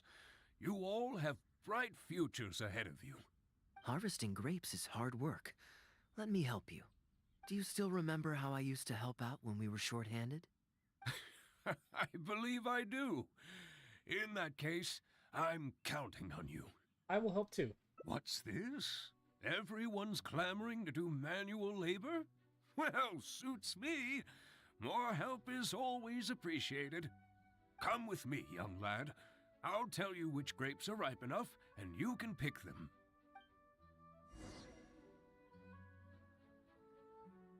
Pick grapes. Ooh, you have nimble hands, lad. Master Kaeya wasn't nearly so careful when he was young. He mangled so many his first time. What a waste.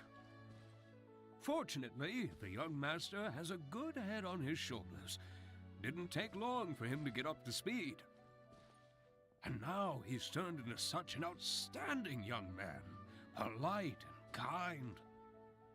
If I had a son as exceptional as Kaeya, oh, I would be the happiest man in Mondstadt.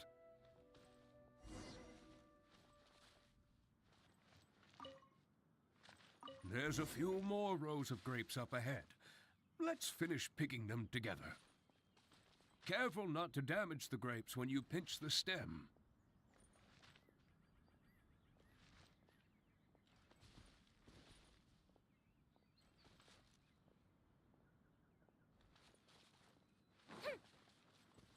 These grapes look excellent. You're a fast learner. I'll take them. Good job. Master Kaeya left the winery and moved to Mondstadt. Just like my own son, Guy. He left home to join the Knights of Favonius, too. I don't know him like Miss Adeline or Master D-Luke do, but I know that no matter how old your child gets, they always need a home they can come back to. And without family by your side, You at least need the companionship of friends. I've been working here for decades and watched him grow up with my own two eyes. Sometimes I get the sense that there is something bothering him. Something deep-rooted, but he guards his secrets closely. Or perhaps he just doesn't want to involve us. After all, I doubt that we could help him. I can see that you have a good relationship with Master Kaeya. Please look after him. He's very dear to us. Take good care of him. Hearing that puts my mind at ease. You're a good child. Kaeya is an Thank you. important friend to me. Wonderful, wonderful. Knowing that he has a friend like you, we here at the winery can be happy for him. You're looking very happy, Tunner. Was the traveler telling you some jokes? No jokes. I've received a letter from my son, Guy. He's really going places. I'm so delighted. Master Kaeya, honorary knight. My eyesight is fading in my old age. Could you read it out for me? Of course.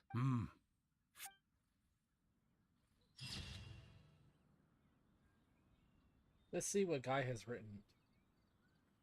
I remember doing a quest for Guy to send a letter to this guy.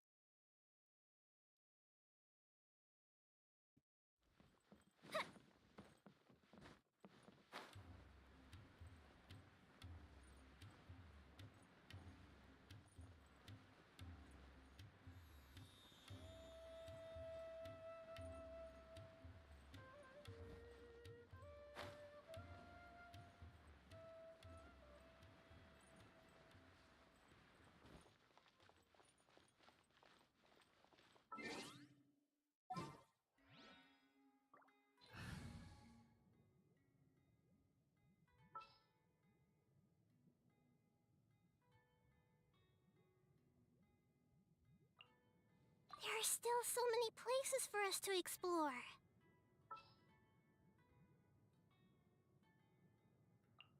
May knowledge guide you. Works are for now.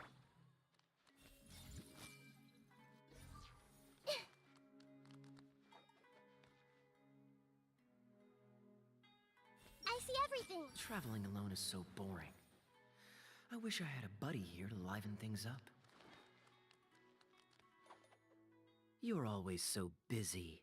It's high time you gave yourself a proper break. Even the sharpest blade loses its edge if it's always in use.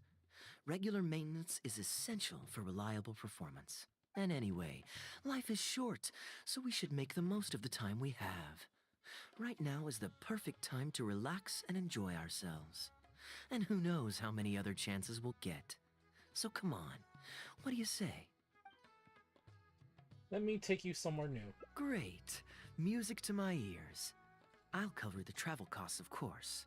There's nothing more enjoyable than the company of a good friend. Let's call this a nice little excursion to round off my long business trip. Now, let me think where we should go. I've seen a lot of Sumeru already, so let's go for someplace new. How about Liyue? I'd be heading past there on my way back to Mondstadt anyway, so it's not out of the way. I know Liyue inside and out. Well, lucky me. I'll hold you to that. Liyue's Ministry of Civil Affairs frequently corresponds with the Knights of Favonius, so the address on their letterhead is one of the few places I'm familiar with. I don't have much luggage, so it won't take me long to pack. Give me a moment, and then we'll head there together.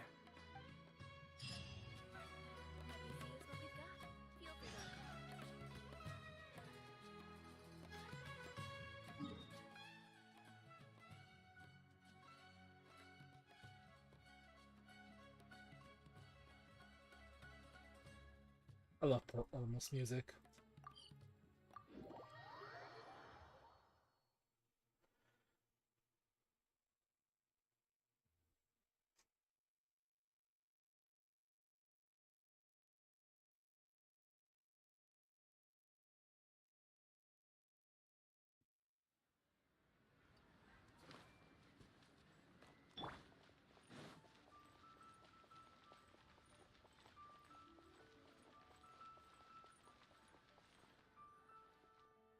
I've heard that there's lots to see and do in Liyue, but I'm sure you're more familiar with the place than I am, so I'll leave the itinerary to you.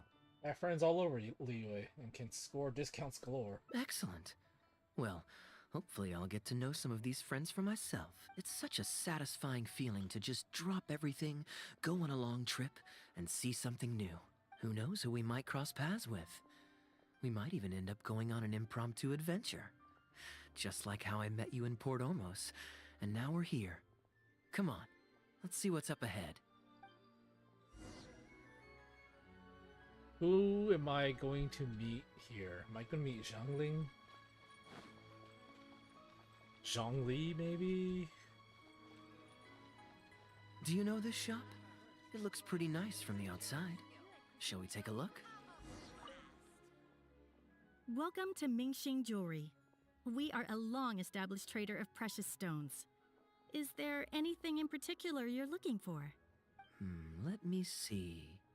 Ah, some nice jewelry you've got here. Maybe I can grab something with a local flavor as a souvenir. What do you think, traveler? See anything that suits my style? I trust your judgment.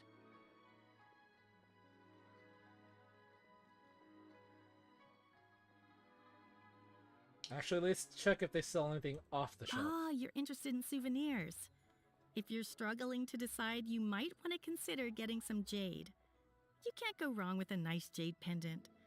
They're an elegant addition to your look, whatever your age or gender. If you're looking for a specific design, we can make it to your specifications. It does take some time to fulfill an order, however. High-quality jade is hard to come by, so our waiting list is at least a couple of weeks. Oh, that's a pity. I'm just visiting and I won't be in town for very long. So as much as it pains me to do so, I'm afraid I'll have to leave this beautiful bijou behind. No worries at all, sir. If you're looking for something off the shelf, why not go and see Mr. Shurto at the Jade Mystery? He also deals in jade and precious stones. Ah, the guy with the uncut stones. Exactly. But on that note, let me give you a word of advice. There's no risk in purchasing a piece of jade that's already been cut. But you could lose all of your mora betting on uncut rocks.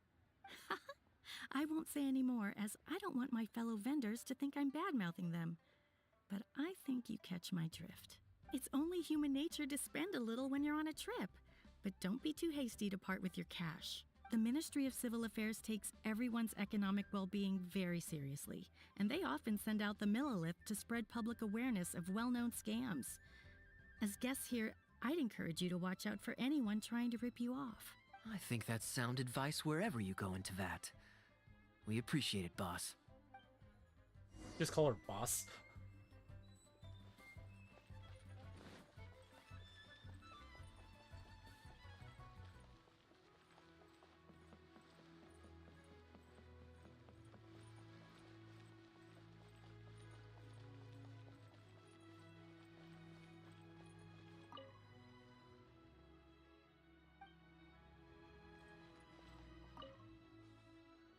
Welcome!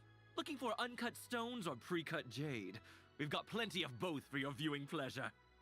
Uncut stones. Ah yes, we were just briefed on that. Let's take a look at the pre-cut jade. We should be careful. I believe I detect a quiet but distinct tone of apprehension in your words. Please rest assured, there's nothing to be quite so wary about with my business. Feel free to peruse at your leisure. I think you'll find that everything I do here is entirely above board and legitimate, and I sell only pure and unadulterated goods. No scam guaranteed. Sure, you can bet on jade and lose if you're unlucky, but that doesn't make it a scam. My terms are clear and transparent, and I only do business with willing customers. What scammer can claim that? Sounds perfectly reasonable. At the end of the day, it doesn't matter how much the vendor is charging. If the customer decides to hand over their money, they're taking the bait of their own free will. Yes, exactly. I'm glad you understand. Although your peculiar phrasing at the end there, you almost make it sound as if I really am scamming people. Anyway, betting on Jade is what it is. Feel free to try your luck, but if you can't afford to lose, then it's not for you. We don't need to cause each other any trouble. I'll leave you to browse at your own pace now while I deal with other potential customers. Amber-colored jade would probably make for a good souvenir. You really thinking of buying it? Why not? This is a quirky little place. Somehow, I'm inclined to entertain him for a bit. These core lapis pieces are more a dozen. Well, if you're not interested, then I guess we'll pass.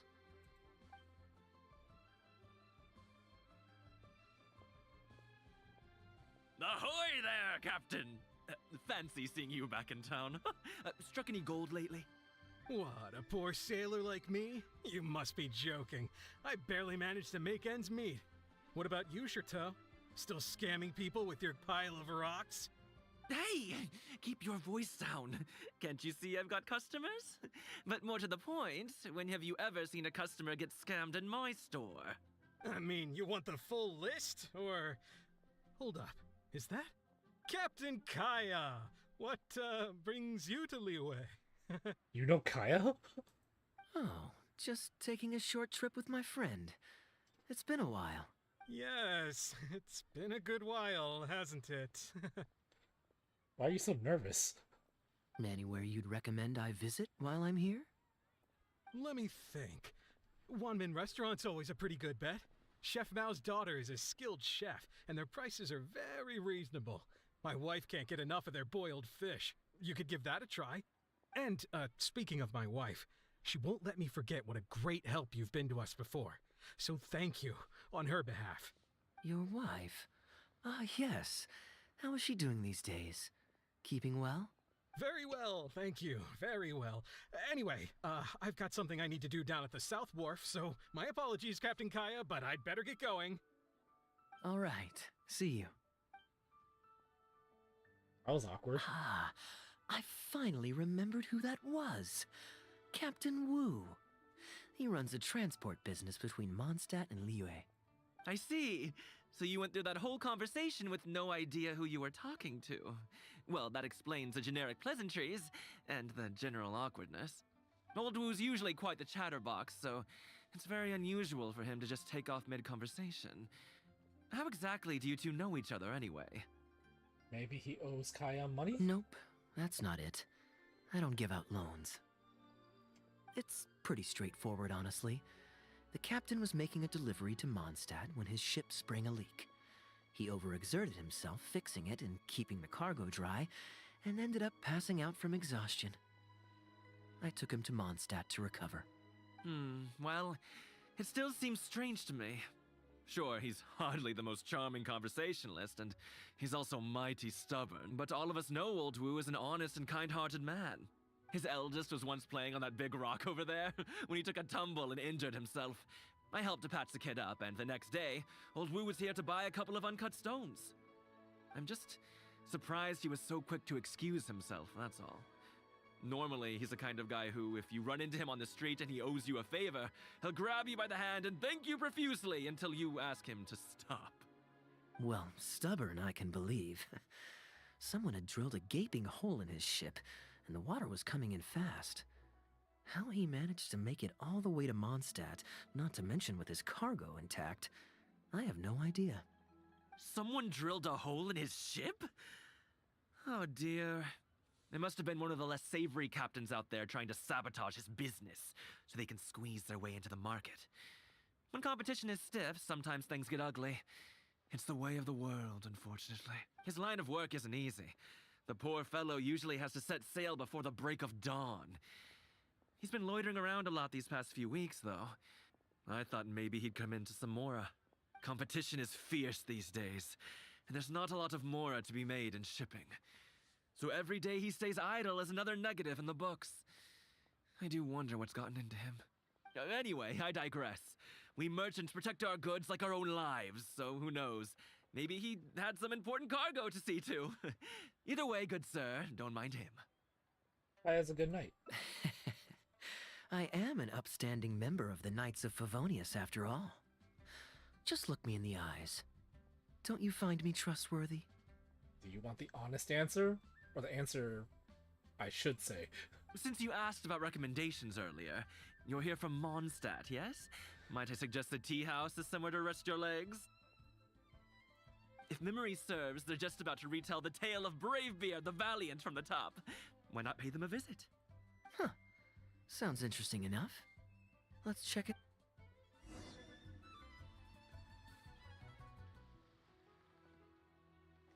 Went to Heyu tea house. I wanted to go to the other tea house. I wanted to see what would happen if he met a certain water bow user.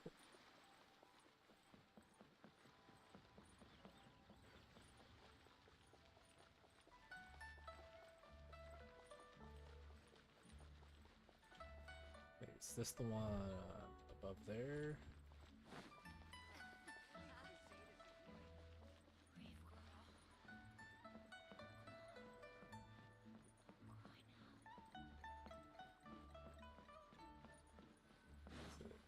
This? No, up.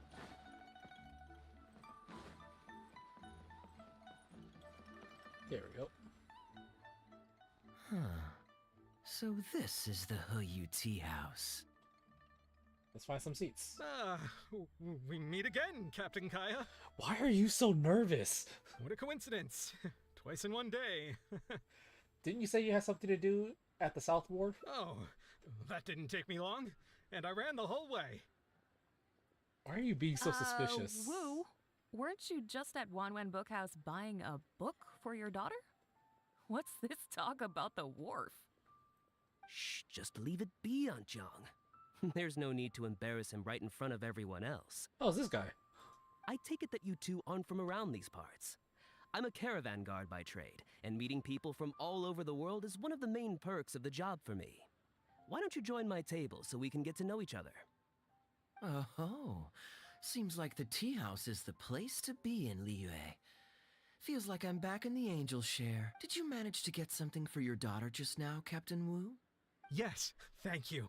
If it weren't for you, Captain Kaeya, she might not have even made it into this world. I'm so lost, Wu. What's the story here? Your wife's originally from Mondstadt, isn't she? Did you run into Captain Kaeya when you were there on business, or when you were visiting the in-laws? The latter. So wait, you two have met more than once? Oh, this is so humiliating.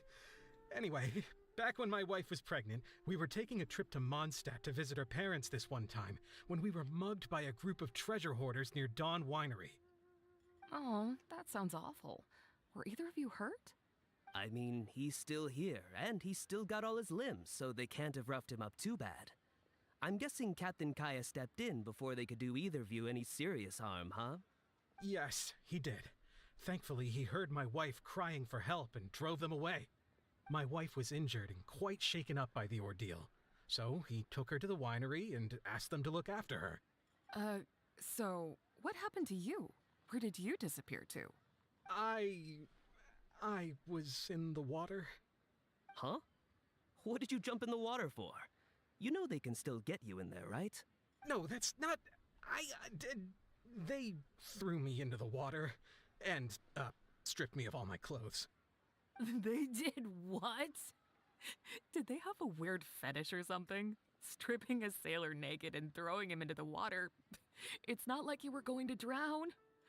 So, then what? I take it you swam to shore? The treasure hoarders always move in groups, and fighting back when you're outnumbered isn't usually an option.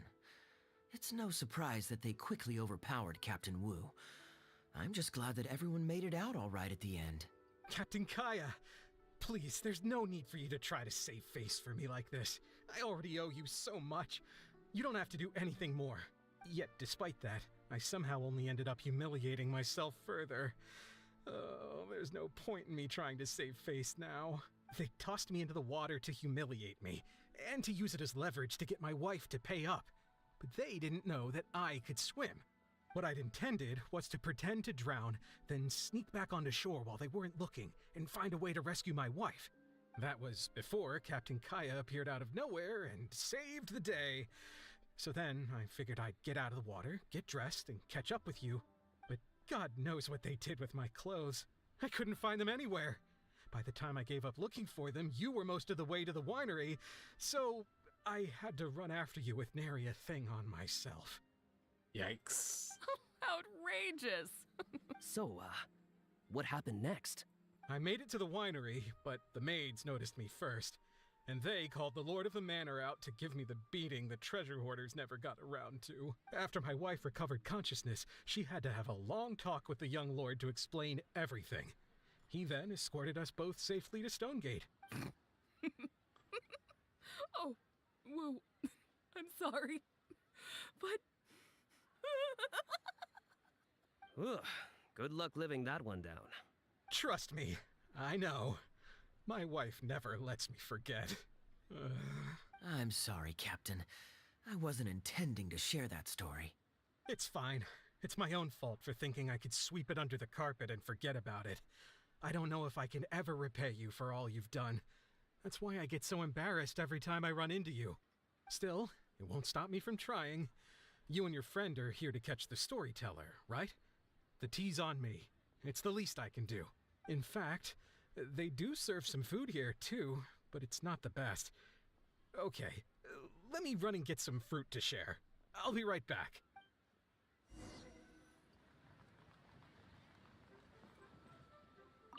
Oh, poor Woo. Oh, gosh, I'm so sorry. It's just... Is that funny? I wonder how much Fanaria caught of that. Old Wu really has no filter, does he?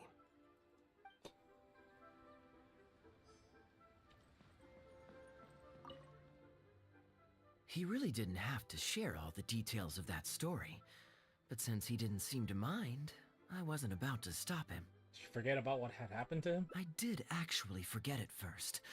But once he brought up his daughter, the memory of his naked escapades came flooding back. D-Luke thought some pervert was harassing the maids. He charged straight out the door, great sword in hand and raring to go. I haven't seen him so angry in a long time. So many people owe me favors nowadays. It's hard to keep track of them all. I really should go check my favors ledger once I'm back and refresh my memory. You have a favors ledger? Hey, you didn't think I was being serious, did you? Do I really strike you as the kind of person to keep track of favors in a notebook? Yes. I just helped the guy out on a couple of occasions because I happened to be in the right place at the right time. I have no intention of asking him to do anything for me in return. At least, not so far. I'm back with fruit. Please help yourselves, everyone. My treat. Thank you. Oh, don't mention it. It's just a few fruits, nothing extravagant. Once my new pharmaceutical business takes off and I have more to spare, I'll get you a proper thank you gift and send it to the Knights of Favonius. Pharmaceutical business. So you found a new career? No more shipping? Shipping's impossible work nowadays. There's too much competition and the margins are too small. So I've decided to switch gears. I'm going to become a partner of Boo Boo Pharmacy and provide funding for a brand new medication they're producing. It's specially formulated to treat seasonal joint and limb pain. If you didn't know, it's a very common health complaint among sailors, but also extremely difficult to treat. I've suffered from it myself, which is why I know that a lot of people stand to benefit from this once it enters the market. It's a good cause, and a stable source of income. Whichever way you look at it, it's a step up from the back-breaking work I did before. I've already had some talks and invested 1 million mora for the first round of funding. That's impressive, Woo. I wouldn't have thought you had the connections for something like that. So is it Dr. Baiju that you're in talks with? Oh no, not Dr. Baiju. Actually, it was his master, Dr. Baifudze. His medical expertise and clinical experience are second to none, and he really cares about his patients. He gave me a few of his traditionally formulated bone-strengthening pills when he saw me suffering from my leg pains one day. It was like a miracle cure. The pain immediately went away. Dr. Baiju's master. Yeah, I told him I'd be enthusiastically recommending his medicine to the other guys at the docks. And after some hesitation, he just went right ahead and wrote up a prescription for me, completely for free. He said that he shouldn't really be handing out free prescriptions since, and I quote, "it goes against generations of tradition handed down by our forebears." But he just felt like it was the right thing to do. What a great guy. You get scammed? But I got chatting with Dr. Baiju recently when the Secure Transport Agency did a delivery for Boo Boo Pharmacy. He told me that his master has already passed away. Huh? Why would he say something like that? I mean, the guy's old, but he's still in great health. Captain Wu, where did you meet this old master? Just out on the street? I know that sounds dubious, but this is an educated and respectable gentleman we're talking about. There's no faking that. Hold on a second. I just remembered something. My nephew-in-law met a medicine seller not too long ago, too. He also described it as a miracle cure. He spent a lot of mora on it, but when he brought it to Boo Boo Pharmacy, Herbalist Gui took one look and told him he'd bought nothing but regular painkillers. This Bai Fuzi you met, did he by any chance have a goatee and salt and pepper hair? He did. If I may, Captain Wu, there's a lot of mora involved here. It seems like it would be worth asking this Dr. Baiju about his master, just to set the record straight. You could show him the medicine as well. Clearly there's some misunderstanding here. You're right, Captain Kaeya. A quick trip to Boo Boo Pharmacy and I can get Dr. Baiju to clear all of this up. I'm sure it's all... hopefully it's all fine. He left in a hurry. He must be stressed out of his mind right now. Should we go with him for more support? Hey, let him deal with this, okay? No point in you stressing yourself out too. Fraud or not, it's up to Captain Wu to figure out exactly who he's gotten himself involved with. I'm no Dark Knight hero, or martial arts hero for that matter, and neither are you. Yes, but I know both of those. Wait, or are you? Now that I think about it, I can see you having a secret double life as a martial arts hero here in Liyue. You certainly have the personality for it. No, but I do know someone who fits that. Either way, Liyue has its own rules and regulations. Best to let the Ministry of Civil Affairs deal with this in the proper manner. If a couple of outlanders like us get involved, we might just end up muddying the waters, even with the best of intentions. We came here to enjoy ourselves, remember? We don't want to get our priorities mixed up. Oh, and look at that. The storyteller's taking the stage. It is said that the sky's the limit for the aspirational soul. But alas, for the woes of the world are equally limitless. No such stranger to woes was Huang Guang, a man who, having suffered countless injustices at the hands of his fellow men, forsook them to dwell among the mountains and rivers. Yet fate fortuitous found him when he entered the tutelage of an adeptus and learned many mystical arts from them. Per his master's wishes, he then returned once more to the human world, only this time with a sworn duty to cleanse the land of demons and to see justice done wherever he might tread. You listen to the tale of the brave beard the valiant. Is that all? Ah, I was hoping to hear the rest of the story. Did you like the storyteller? It was all right. I suppose the hero always has to sacrifice himself to save others, and it does make for some good storytelling, but it leaves you wondering how he really feels about the whole thing. Did he ever have second thoughts? Only he can know, I suppose. Oh, I see the show is over. Did you find Baiju? Yeah, I saw Dr. Baiju. Looks like it was a scam after all. Then what are you waiting for? Don't just stand there. You need to report this to the Ministry of Civil Affairs right away. Hold on. Let's not lose our cool.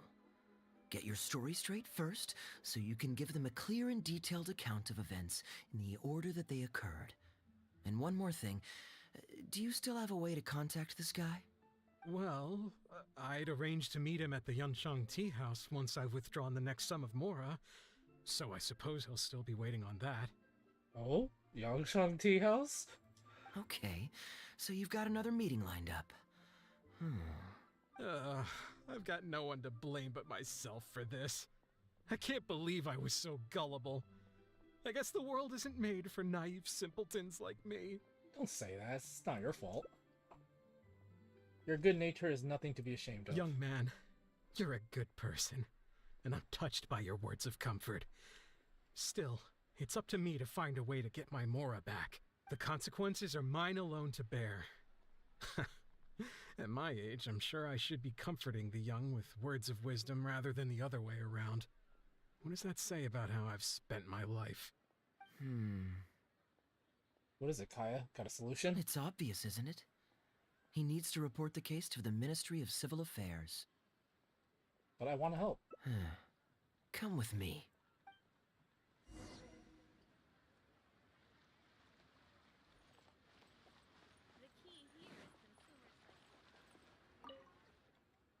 I am quite curious. How does our chivalrous martial arts hero intend to come to Captain Wu's rescue here? There are countless victims of injustice in the world.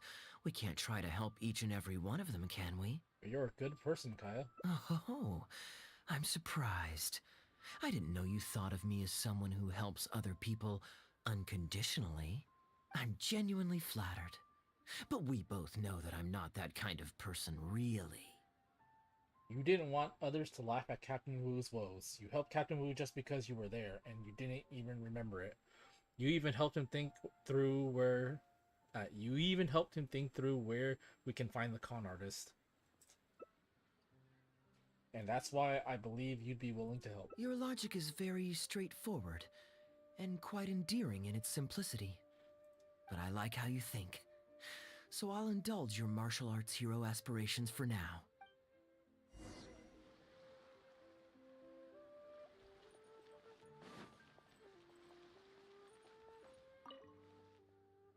Captain Wu, how would you feel about owing me one more favor? I'm sorry, Captain? Let's say, hypothetically speaking, I found a way to recover your Mora that would leave the man who defrauded you feeling angry and frustrated, but give him no way to get back at you. If it could be done, and the only cost was owing me yet another favor, what would you say? What exactly are you getting at? The Traveler here is adamant that you should ask me for another favor. Personally, I blame the storyteller. After hearing the inspiring tale of Bravebeard, he's all gung-ho about playing hero and righting this injustice once and for all. Captain Kaeya, young man, I thank you. I will humbly accept your kindness. All right. Now here's what I'm thinking. All right, then it's settled. Per our brave hero's plan, let's rendezvous at Yanshang Tea House tomorrow.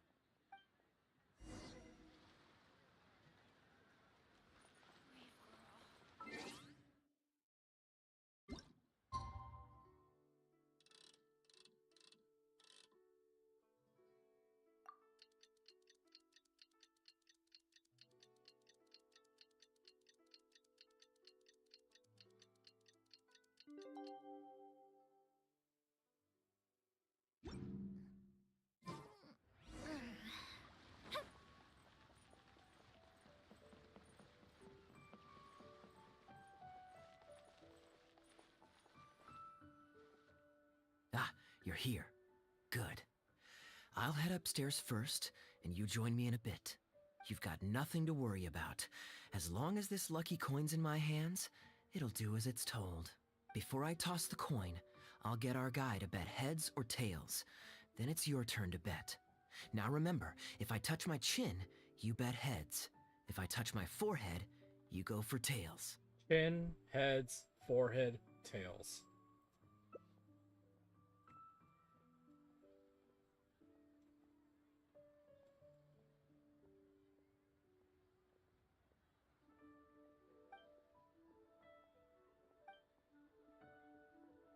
The plan is risky, but if anyone can pull it off, it's Kaeya. Hello. Are you waiting for someone? Oh, sorry. I must have spaced out for a second. As long as you follow the rules of the tea house, you're welcome here. Please be our guest.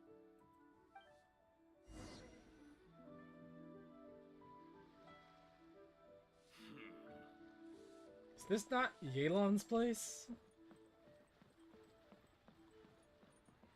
Okay. Okay. Oh. From the way you describe it, Liyue does sound like an attractive place to settle. Perhaps I might have to make the move here after all. All that awaits me back in Mondstadt is a horde of insufferable sycophants. Truly tedious. The reason I left home in the first place was because I was reluctant to simply live off of my inheritance. I understand. For one as ambitious as yourself, Mr. Rich, living off of the family fortune must feel like the dullest existence in the world. What are you doing? It's common courtesy to introduce yourself. Can't you see we got here first? Don't be so uptight. I'm just looking for a seat. They're running out of tables, huh? Looks like this location's getting too small for them. Very well. I'll make an exception for you this one time. Let's hope the tea, at least, won't disappoint me. So, my friend, what's your name?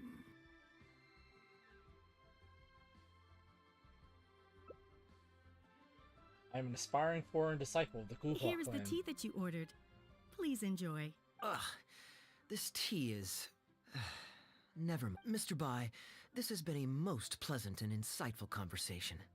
I consider it good fortune that I encountered such a refined gentleman as yourself so far from home.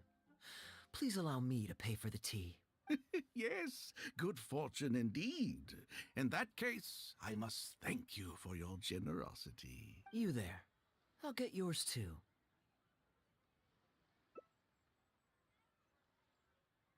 Far from home? Oh, you can't tell? My family's lived in Mondstadt for generations. I got bored sitting around at home and decided to set off on a journey to expand my horizons. The sights of Liyue Harbor are rather spectacular. I've half a mind to buy a waterfront property here so I can come vacationing every year. That would be quite nice.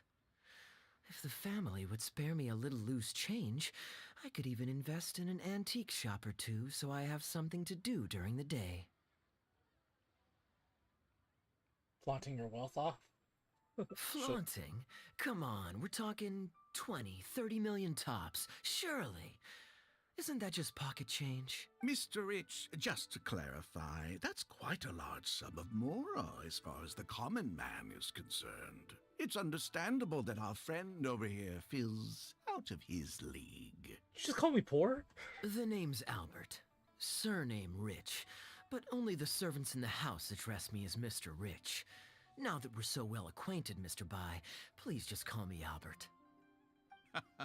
Albert does have a nice ring to it. It is my honor to become friends with someone of your caliber. You flatter me. What say you to acting as my guide during my time in Liyue? I'll pay you handsomely, of course. Naturally, board and lodging would be included. And I could pay you in the region of 50,000 mora per day? No need, my good friend. I shan't be so vulgar as to take your mora.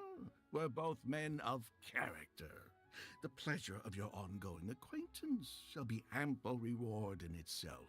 To join a noble gentleman on his travels is a rare opportunity. Please, let me draft up an exact itinerary. I'll make sure to give you the experience of a lifetime. You there. You're welcome to join us if you want. Which clan did you say you were with? The Hoo-Ha clan or something? It's the Guhua clan. Guhua, huh? Strange choice of name. Gotta say, I've been in Liyue for a while now. This is the first I'm hearing of them. I guess they're one of these obscure ones who keep to themselves. Yes, well, there are many martial arts clans and factions in Liyue. It's only natural that you haven't become acquainted with all of them. Ha, fair enough. Still, weird name. Bet they have some even weirder practices. Seriously though, what kind of skills do you guys train anyway? It's all for show, right? I saw some people performing a few tricks down at the wharf. Is it that kind of thing? The Guhua clan is devoted to the teaching of martial arts. If you're comparing Guha Clan to the street performers, we have nothing to talk about. I will take my leave now. I'll get my own check as well. I already told the server to put it on my tab. Don't bother getting her to split the bill. It'll only complicate things. Our master teaches us not to accept free favors. Young man, there's no need to take things so seriously. Why don't you loosen up and enjoy the free drink? Are you trying to make a point by throwing my generosity back in my face? All right then. What if I say your bill is mine and don't let you pay? Wanna fight? Please, my friends, let's not get so worked up. Yinchang Tea House is no venue for a duel. We'll all get escorted right out the door. You young people have hot tempers, I understand that. But there's no need to come to blows over a few words taken to heart when there are far more diplomatic ways to resolve the dispute. Okay. Then how about we settle this with a coin toss? I'll foot my own bill if I win. Did I hear that right? So you'll only pay for yourself if you win, but I'll get the check for the three of us if you lose. It's not that I care about the Mora. After all, I offered to pay for everyone's drinks in the first place. No, what I find truly absurd is your refusal to play fair. I demand that you also pay for three if you win. What a load of hogwash. If I win the bet, you have to make a formal apology to the Guha clan. Fine. You can have your apology if you win, but on one condition. We'll do the best of three, and the winner pays for the table. Well, as long as you're no longer raring to fight, peace begets wealth, as the elders used to say. Why don't you join us, Mr. Bai? Let's entertain this guy for a sec. We don't want him to think you're stingy. But I wasn't even a part of your argument. What are you trying to say, Mr. Bai? Whose side are you on here? Of course, I'm on, And anyway, it's no big deal if you win. It's just a few cups of tea after all, so you can just take it from your fees as my guide. All right then. I suppose it's not all that different from the dice gambling games I used to play in my youth. If it's just for a few drinks, you can count me in. All right, now we're talking. Okay, now that we've agreed on the rules, how should we do this coin toss? After all, a Mora coin looks the same on both sides. Easy. We can borrow a pen from the counter to mark one side. Well, that should be simple enough. Here, I'll take this coin and ask the counter to draw a line on one side. You two can wait for me. Young man, I can see that you haven't spent many years in the real world. You take everything far too personally. I, too, only met this Mondstadt millionaire by complete chance today, but we're getting along just fine. I actually came here to meet with a business partner to count the cash from 2 recent investments when this gentleman struck up a conversation with me. In the real world, you've got to keep up appearances. There's no need to offend the rich. After all, if you keep them happy, you can probably make some more off of them, too. You young people are much too impulsive. It pays to keep a level head. Just so we're clear, let's say the marked side is heads, and the unmarked side is tails. Everyone has to pick a side before the coin toss. Oh. And no takebacks. We should also take turns tossing the coin. Sounds fair to me. Why don't you do the first toss, Albert? All right, then, I'll start us off. Here we... Oh, wait. I nearly forgot to collect everyone's bets. Mr. Bai, heads or tails? I suppose the choice is arbitrary since it's a 50-50 chance. I'll go with tails. Let me think. I'll also go with tails. What about you? Heads or tails? I'll go with heads.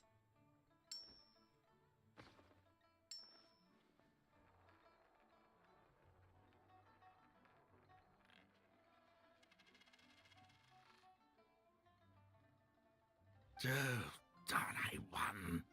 Lucky me, I guess. I won as well. Guess there might be a formal apology in the cards after all. Hey, this is just the first toss. I have a suggestion. If one of us loses twice in a row, they should get knocked out while the other two carry on playing to decide the winner. Otherwise, with three of us playing, it'll start to get difficult to keep track of who's won the most times. I flipped the coin last time, so why don't you go next? I don't want you blaming my coin-tossing skills if you guess wrong this turn. Here. Now just wait a second, my dear friends. Please let me do the second toss. Oh? Anxious to take your turn, Mr. Bai? You are both young, and I've already seen your short tempers for myself. If Albert loses this round and this young man wins, you'll be tied. And before you know it, you'll be at each other's throats again. Well, that's not my only consideration, either. You two may be too young to know this, but I've been around the block a few times. What's to say this isn't a trick coin, In dice games, people use all sorts of methods to rig the game. Some even fit the dice with mechanisms that give them whichever result they want. If Albert wins the next round and you, young man, lose for the second time in a row, then the third round will just be a tiebreaker between him and me, and you won't get your apology to the Guhua clan. If that happens, only for you to then find out that the coin was rigged all along, you're sure to accuse me of working with Albert to scam you while mocking the Guhua clan. I can only imagine the kind of vengeful warpath that would put you on. A purely hypothetical scenario, of course, but one that I'm bringing up now to avoid any misunderstanding further down the road. Go on, give me the coin. I'll show you how to check if it's been rigged. How is Kaeya still smiling? Very diligent of you indeed, Mr. Bai. Looks like I chose the right person to be my guide. Here, take it. A rigged coin will always be a little heavier than a normal coin, you see. This one seems perfectly normal to me, however. But don't take it from me. Why don't you test it for yourself? Pettiness is below me. I trust your judgment. What's your bet this time, Mr. Bai? I'll stick with tails. Tails, huh? Well, you seem to have a feel for this, so I guess I'll match your bet again this round. Tails it is. And you? Heads.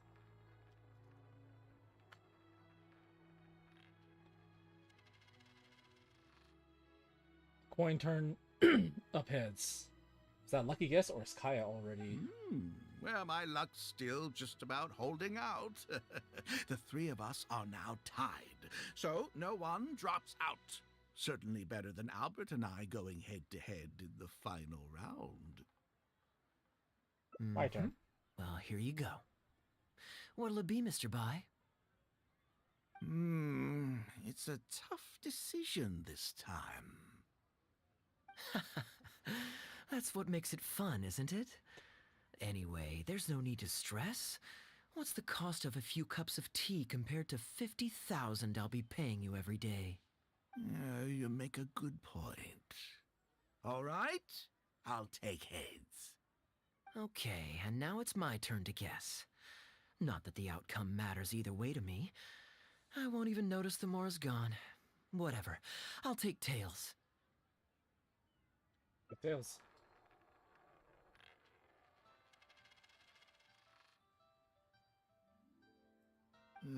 Why did it have to be heads? This whole thing started because you two got into a spat, and now I'm the one that has to foot the bill. What say you to another round? Sure, why not? I'm having fun. I can go for as many rounds as you want. I'm out. You guys have fun. What a miserly person. Do as you please. The two of us can play. But Albert, all the fun of gambling is in the stakes involved. What say you to throwing a little loose change into the pot? Ah, come on now. No need to walk on eggshells here. Let's keep it simple, shall we? If you guess right, I pick up the tab. But if you guess wrong, I'm afraid it's still on you. Sure.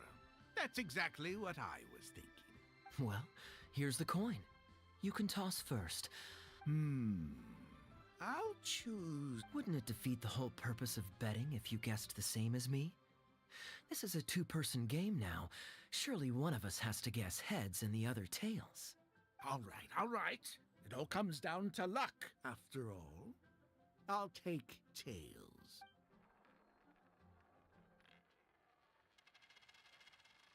Ooh, looks like Rex Lapis has smiled upon me today after all.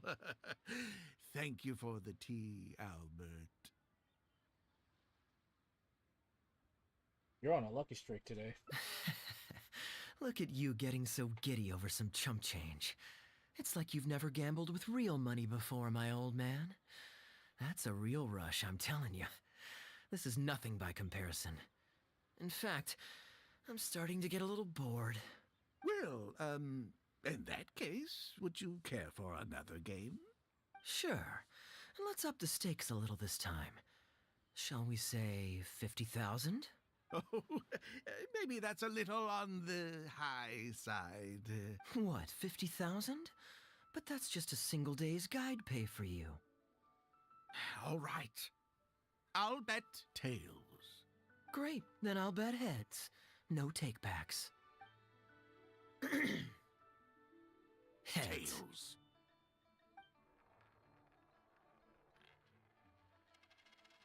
Oh, how unfortunate. I shouldn't have gotten greedy.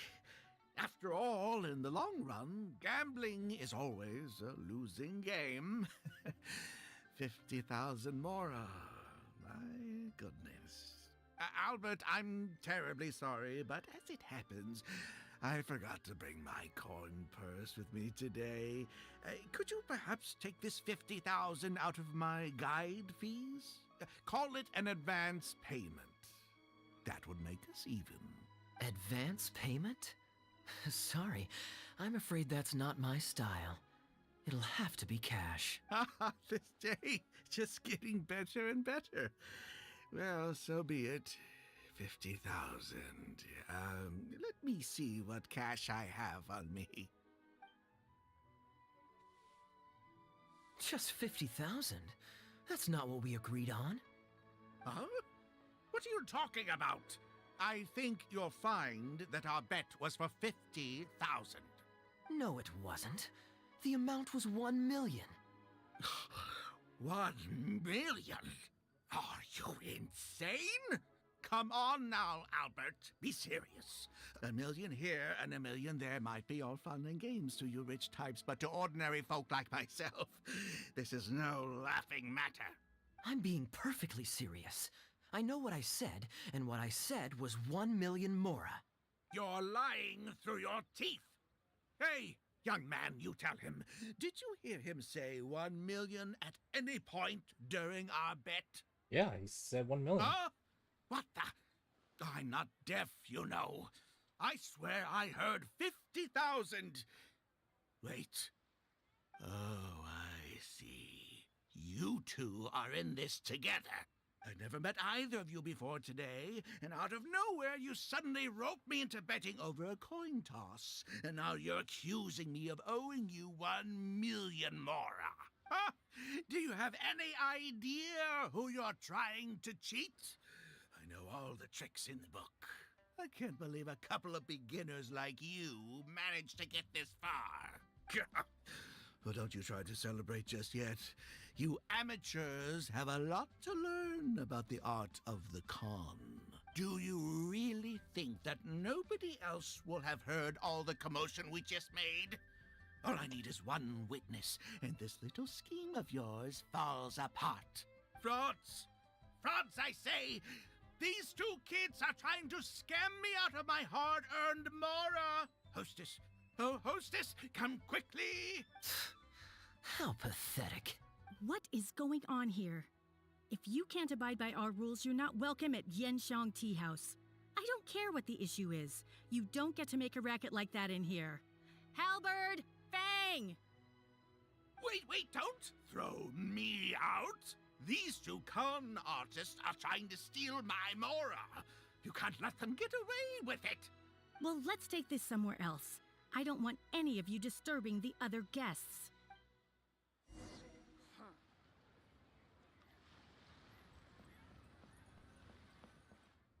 Okay, you two.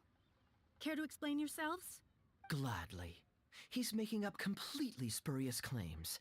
We were betting Mora over a few coin tosses, and now he wants to back out. In the land of contracts, of all places. He won 250,000 from me, then another 800,000 from the both of us. Now he's refusing to pay up the measly 50,000 that he lost in the final round. Okay, so after settling up, a total of 1 million Mora should have changed hands. Sounds plausible enough. Oh, it's a complete pack of lies. Hostess, if you don't believe me, ask anyone else in the tea house. These kids were so loud. I guarantee you everybody in that room knows the true story. Sorry to interrupt you all, but you're witnesses to the situation here. Is what Mr. Bai says true? Oh, thank goodness you're finally here. What took you so long? That old guy's been bragging about the Mora he's won so loudly, I'm surprised the whole street didn't hear him. I was about to report him to the Ministry of Civil Affairs. Leave me out of this. I want nothing to do with gamblers and scammers. Please, just bring me my check. Our new owner laid down the law not too long ago.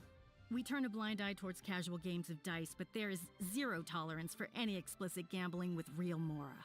Return any winnings to the party you took them from, and we'll say that none of this ever happened. Otherwise, I'll have to bring in the Millilith. And I can assure you that they take a more hard line on this kind of thing than we do. Why should I have to give them any Mora? I don't have any Mora on me. Oh, but I think you do. 2 investments, was it? One of them to the tune of exactly 1 million as it happens. Oh, and don't forget you still need to pay the tab. You... Wait. How did you... Halberd! Fang! There's a gentleman here that I'd really like you to meet. Please, please don't. I'll pay. This was never your Mora to begin with. We'll be returning it to its rightful owner now. We can't have this discussion in front of the other customers. Please.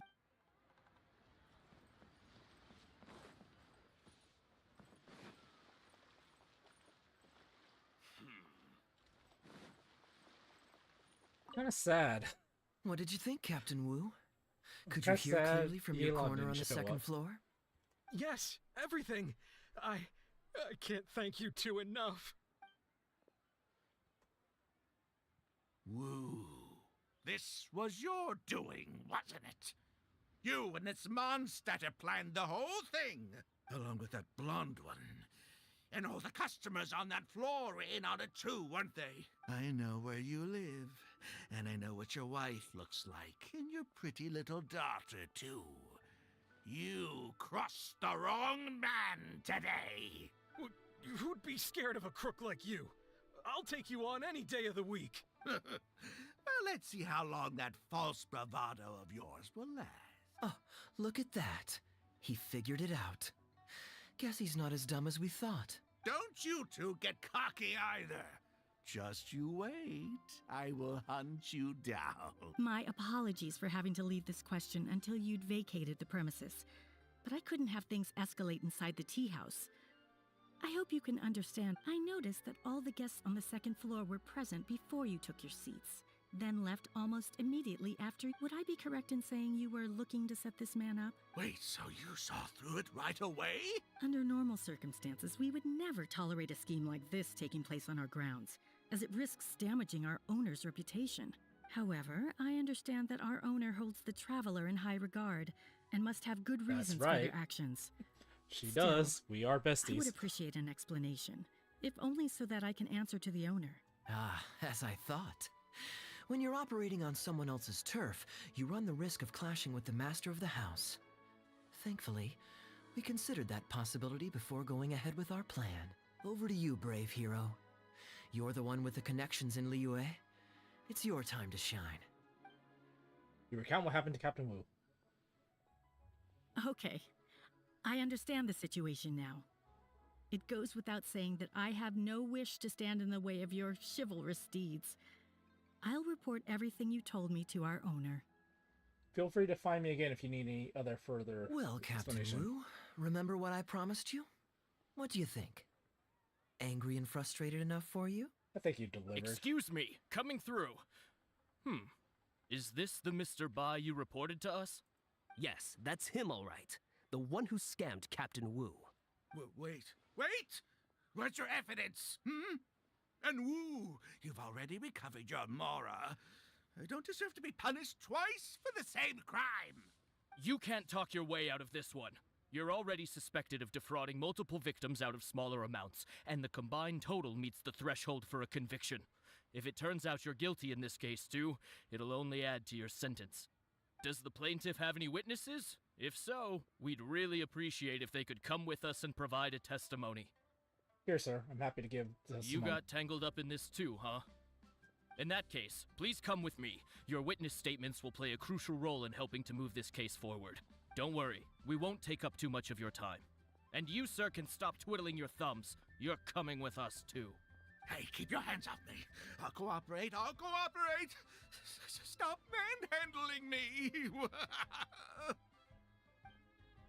Millif takes the con man away. Thank you so much, the both of you. I really don't know how I could ever begin to repay you. Well, I have an idea. We originally came here to do some sightseeing. Anywhere you'd recommend we go before the end of our trip? Let me think. Now, where would I want to go? Hey, are either of you interested in a fishing trip? Sounds fun to me. Let's go. Go to the seaside. Wow, this hangout is long.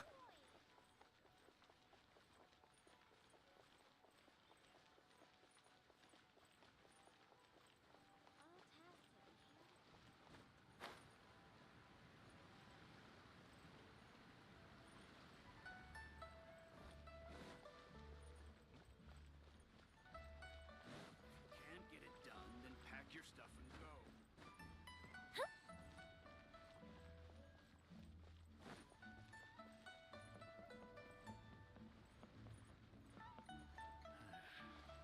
When will my life take a turn for the better?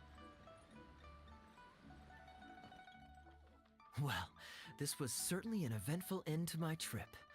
It wouldn't have been possible without you. Or my lucky coin, of course. I'm just glad that nothing went wrong. Wouldn't be much of a lucky coin if it had. Besides, I already taught you how to become attuned to it. You still need some practice to master the technique, but luckily it decided to play nice and spare us any more complications. How do you control it? A better question to ask might be, what do I do to make this coin happy to work with me and show me whichever side I wish? My answer would be that I tell the coin a joke every time I toss it into the air. If it finds my joke funny, then it cooperates with me. Of course, this whole arrangement hinges on a pre-existing amount of trust between the two of us. I can't just get any strange coins to listen to me. He caught us off guard when he insisted on taking the second coin toss. I was a little surprised when he unwittingly called out our trick coin, but it didn't matter. A good gambler always keeps their options open. You have to have a contingency plan for when the odds are against you. So when I went to the counter, I marked a regular coin as well as my trick one. That safely avoided any risk of him finding out about the trick coin.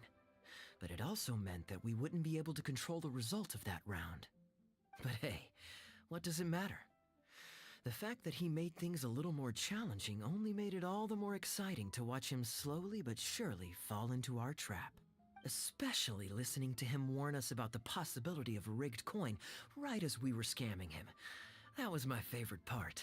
As long as I chose the same bet as him, and you bet the opposite to me, it was always going to end up with him paying.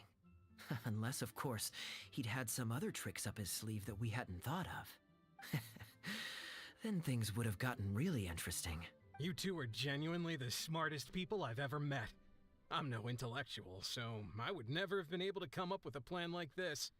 Even when you described it to me, I only understood parts of it. Never change your good nature. Well, I may not be the smartest guy around, but one thing I do know is this. One should always return tenfold the help that they've received from others. We were just ordinary acquaintances. You had no reason to help me as much as you did. If there's anything I can ever do for you in the future, anything at all, please let me know. You can always count on me. I guarantee it. Oh? You seem agitated. Are you worried about owing me yet another favor? There are two kinds of people who owe me favors. One is my friends, and the other my informants.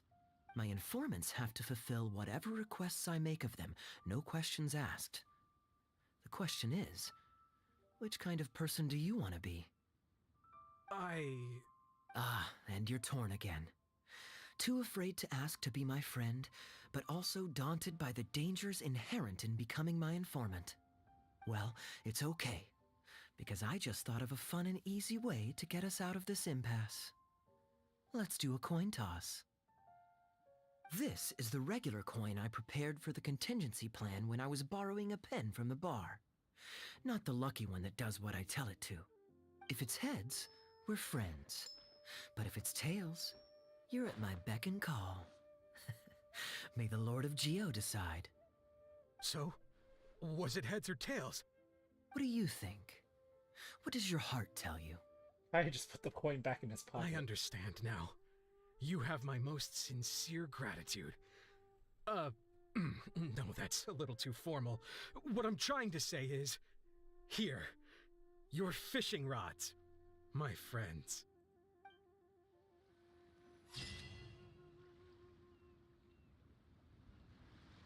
Do you want to be my informant or my friend? That was a nice little ending. I like that.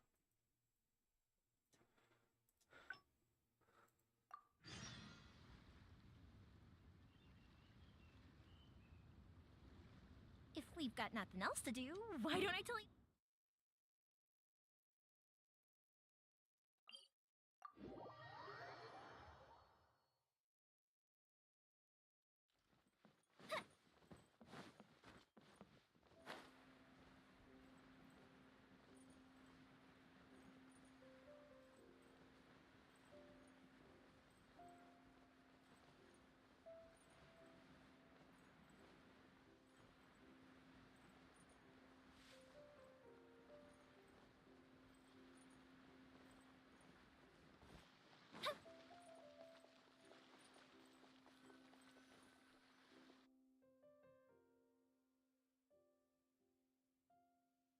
Gundafar, we are in the middle of a war.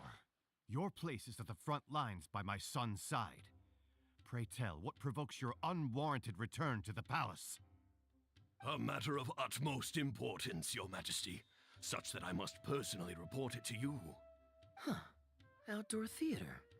Looks fun. Do you want to stop and see the show? Actually, yes.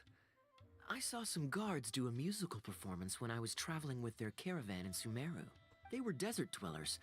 So are these actors. And I think I actually recognize one of them. Come on, let's go watch. Wait, you know this guy?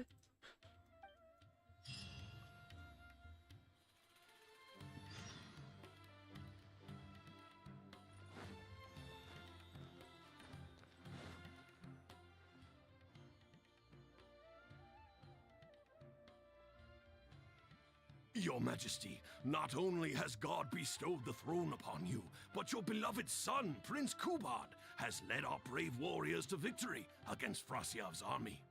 His men have laid down their arms and fled. Frasyav's brazen ambition is no more. He has bowed his head and now presents to your Majesty an offering of treasures and hostages, as well as a plea for peace.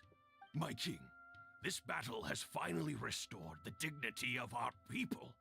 Moreover, with Frasyav's offer of land comes the opportunity to expand our borders, as your Majesty so greatly wishes.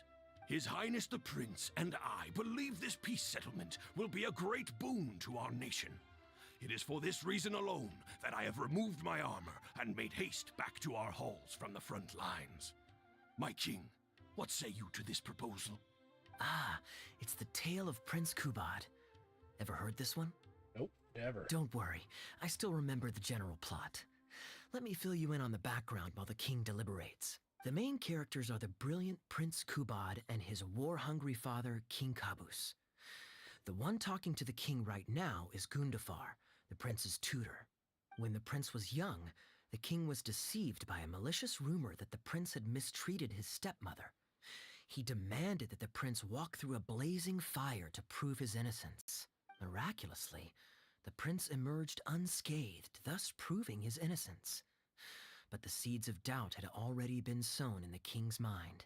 Now uneasy in the presence of his mistrustful father, the prince requested to be sent away to the battlefield where he would fight against Frasiev's army. That's the enemy general we heard them mention just now. This is the part where the prince has won the war and decided to forge a peace with the rival nation. He wrote a letter recommending peace to his father. Oh, it looks like the king's made up his mind. Let's keep watching. This story is supposed to be a parallel for you? Frasiev lost because he did not have the blessing of God. Our God will always watch over us and punish our enemies. Once the bells of war have begun to toll, they shall not cease until the blood of our enemies fills the land. There can be no victory until the last enemy soldier has fallen. If Kubad still wishes to be my son and hold the intaglio I bestowed upon him as proof of his royal blood, then he must obey my command. Your Majesty, I must caution that a nation destroyed is not a fallen city writ large. Now, the loss of one city strikes fear into the hearts of our enemies, compelling them to accept defeat and cede land in exchange for peace. If, however, we insist on bringing a whole nation to its knees, then so long as a single person is left standing, they will see us as their sworn enemy, and one day return to us tenfold the pain that we have inflicted on their nation and family. My king, a people is to their nation as wild grass to the open prairie. Though we burn down the whole field and spare not one blade of grass, roots continue to grow unseen beneath the surface. Come the spring, it is all but inevitable that fresh green shoots will rise up from the ashes. Cease, Gundafar. Your mind grows dull in your old age, filled with naive delusions.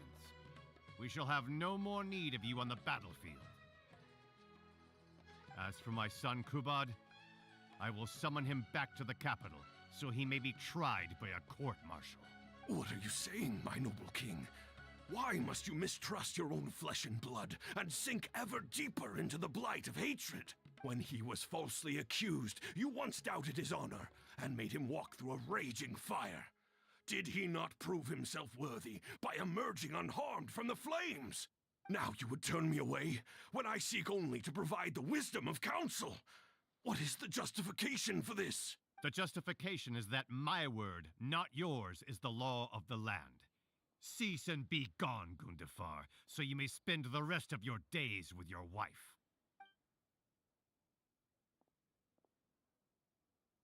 What has become of the king that I served with my life? Fanaticism has robbed him of all reason and wisdom. Peace is surely the most favorable path for our nation, yet he refuses to accept it. I must think of a way to seize control of the army back from the hands of my wayward son, that they might continue the fight to the end. Perhaps the first task should be this. I shall send a loyal contingent of warriors to eliminate Frasiev and the hostages he has sent to our palace. Brilliant acting, Darbil. I saw you approaching us in the middle of the scene. I was worried that my performance would be subpar and you'd think I was just making a fool of myself. Not at all. Far from it. Actually, let me introduce you. This is Darbil, the actor for King Kabus. When we first got to know each other, he was still a guard for one of the merchant caravans. Seems like he's now made the switch to full-time acting. Hello. Nice to meet you. Any friend of Kaeya's is a friend of mine. To be perfectly honest, I wasn't making all that much as a mercenary.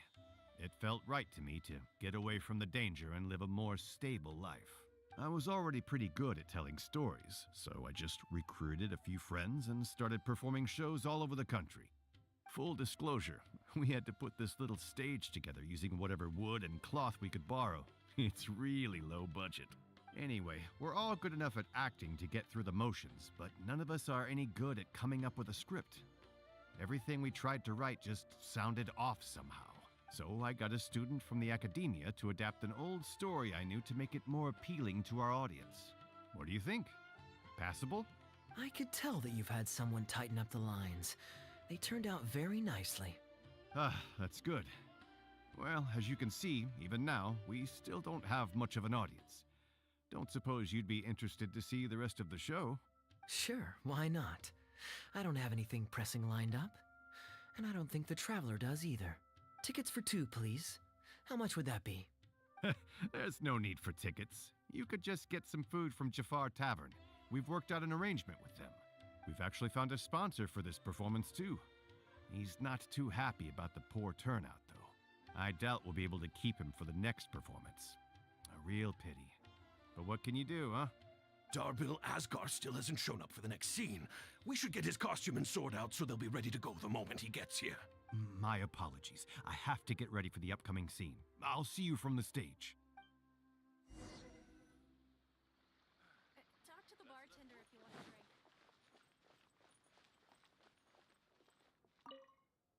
Would you two like to order some food? What can I get you? If you're looking for recommendations, today's special is the tandoori roast chicken. Ah, bear with us a moment. We're just going to take a look at the menu. How'd you become friends with Darbil? I was at Port Ormos discussing some business opportunities, and some crook was trying to pull a fast one on me. Darbil took pity on me and politely asked him to make himself scarce. He's a good guy. A decent storyteller, too. Quite an interesting character. There's a lot of fun to be had if you hang around interesting people doing interesting things. Especially if you're in the company of an interesting friend. Trying to say something? That's my secret formula for staying in a good mood. Try it out sometime. You'll see what I mean. I'm doing it right now. Thanks for waiting. We're ready to order now. We'll take you up on that tandoori roast chicken. And let's throw in some desserts, too. 1 each of the rose custard, that talumba, and the patisara pudding, please. That should see us through the show.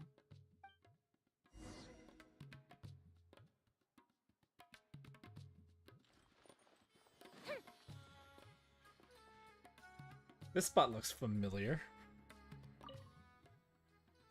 We've got good seats, close to the stage, but also not too crowded. We can watch the show as we eat. If I remember correctly, the next scene should focus on the prince. But I won't spoil it for you. You have to experience it for yourself.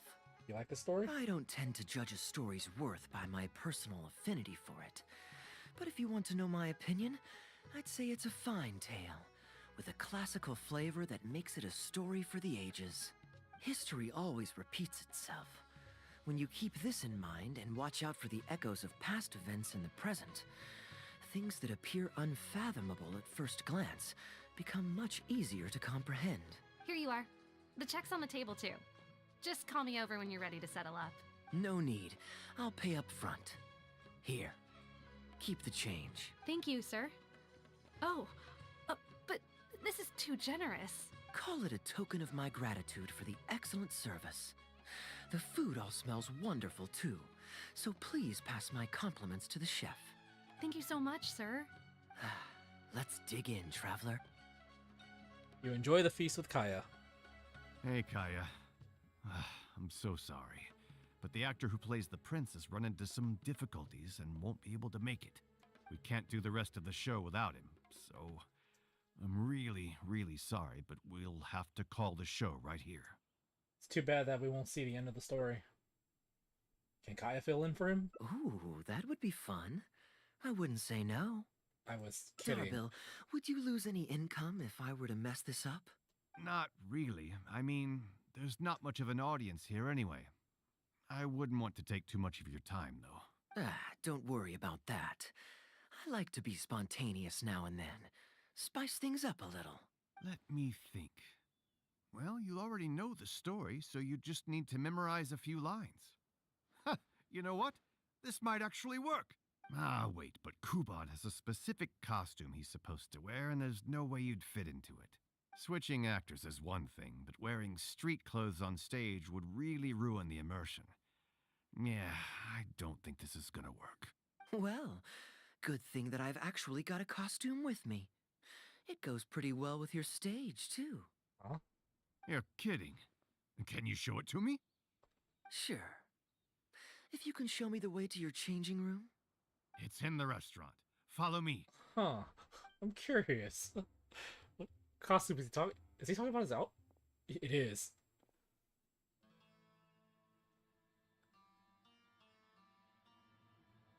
So this is canonically after the summer event.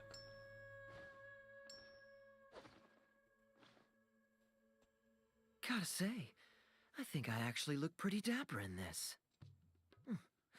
It's a pity I don't have many opportunities to wear it in public.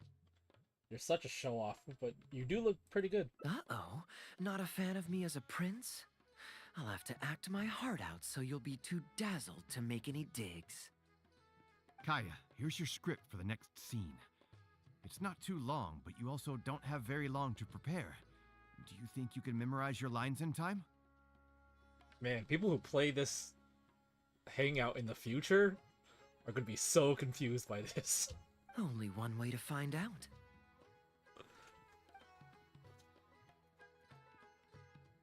Okay, I think we've covered all your lines and movements on stage. You haven't had long to prepare, so don't worry about forgetting your lines. We'll remind you. All right, I'm good to go. Great. Then let's get this show on the road. They should have just done improv. Just make him do improv. That would have been awesome. I think Kaeya would have been great doing improv.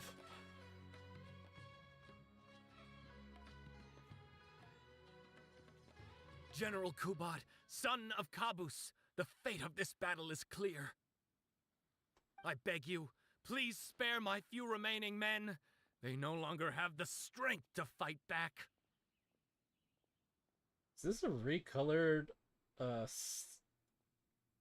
recolored skin?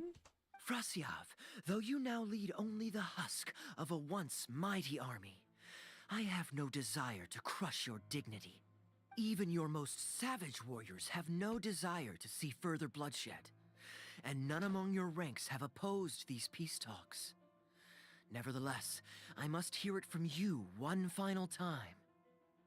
General Frasyav, do you agree to sign a treaty in good faith and commit from this day forth to peace between our nations? With my army in ruins, I am in no position to do otherwise, but on this, I give you my word. Yes, let us end our hostilities and send our surviving men home to their families. We share the desire to lay down our arms for good and liberate our hearts from the dirge of hatred. Then as God above is our witness, by the authority vested in me by this intaglio of King Kabus, I hereby declare that I will spare your hostages and what remains of your army. May peace be restored to this land, and may these fields of war become a place where crops grow aplenty. My tutor, Gundafar, has already made haste to my father, the king, with the recommendation of a truce. It is my sincere hope that he will see that peace as a path to prosperity and grant me his blessing. Prince Kubot, your name is renowned throughout your land and ours. I will place my hope in your words. One will find on a battlefield no master of ceremonies, nor the paper on which a treaty may be signed. In their absence, let us raise our weapons and swear an oath. I, Kubod, son of Kabus, hereby pledge protection to you and all of your kin. May the oceans be stained red with my blood if I am ever to renounce this oath. Wow, your friend is so dreamy. He's not a real prince by any chance, is he? No, he's not. Hey, Rashana, you don't want to miss this. The good-looking guy who left that huge tip is acting on stage with Darble's troupe. Darble's one lucky man. I return, Your Highness. I hope I'm not too late. Have you already promised peace to Frasiov? Nay, I am not so rash as to preempt my father's blessing. I promised only what I could so far, the safety of his kin. My child, I must share with you the gravest news. Kabus has become blinded by fanaticism and hatred, and will stop at nothing to vanquish every last man under Frasiov's lead. How can this be? You mean to say that my father has rejected our proposal for peace? He has indeed. I urged him to reconsider, and for this I was rebuked and dismissed from his service. But far stricter punishment than this awaits you, should you return home with your troops. Please heed my warnings, dear child. I dare not imagine what unspeakable atrocities your father intends to commit. Nay, the truce must stand. I cannot renounce my oath. How can man claim to stand above beast without remaining true to his word? The masses have grown weary of death and conflict in both our nation and theirs. Are we all now to bend to his will and massacre countless more to satisfy a desire that is his alone? When I departed my beloved home to fight in a foreign land, I did so to honor his wishes and for my duty to our people. Alas, is this fate's grand design? Kaeya, the next line is, "Alas, is this fate's grand design, that I should spend the rest of my days in a foreign land, till I am laid to rest in a grave far from home?" This is absolutely a parallel to his story. Must it be so? Huh? Wait, that's not part of the script. Kaeya, did you not hear me? My dear audience, I ask you this. Do you believe in fate? If fate decreed that your life was to end in tragedy, what would you do? Heck? Why did he just throw the prop to me? Seems like improv with the audience. Guess I should play along. Ooh, this is actually what I was asking for. I would bravely face my fate. Then so must it be. Yes, so must it be. I shall discard this intaglio and rid myself of the shackles of fate. Wait, but that's not... My dear prince, do you intend to betray your father and abandon your heritage? Fate means to send the machinations of war to every corner of the land, to fan the flames of conflict till they engulf the entire world. Fate would see my sword tainted with the blood of innocence, that the bright banner of my homeland might fly in every nation known to mankind. But I shall not bow to the will of fate. I am no pawn in heaven's plan. Bravo! Where did this guy come from? Is he one of the new hires? Shut up. Stop interrupting. I, Kubad, will spend the rest of my days in a foreign land till I breathe my last in a place far from home. Oh, at least he brought it back in the end. Prince Kubad, my child, there is no need to be rash. Please bring at least your fortune and the retainers who will always be loyal to you. Gundafar, my dear mentor, you have always been like a father to me. It brings me only anguish to bid you farewell. But I must walk this path, or freedom dies by my hand.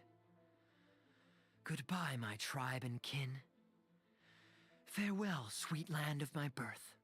Goodbye, my child.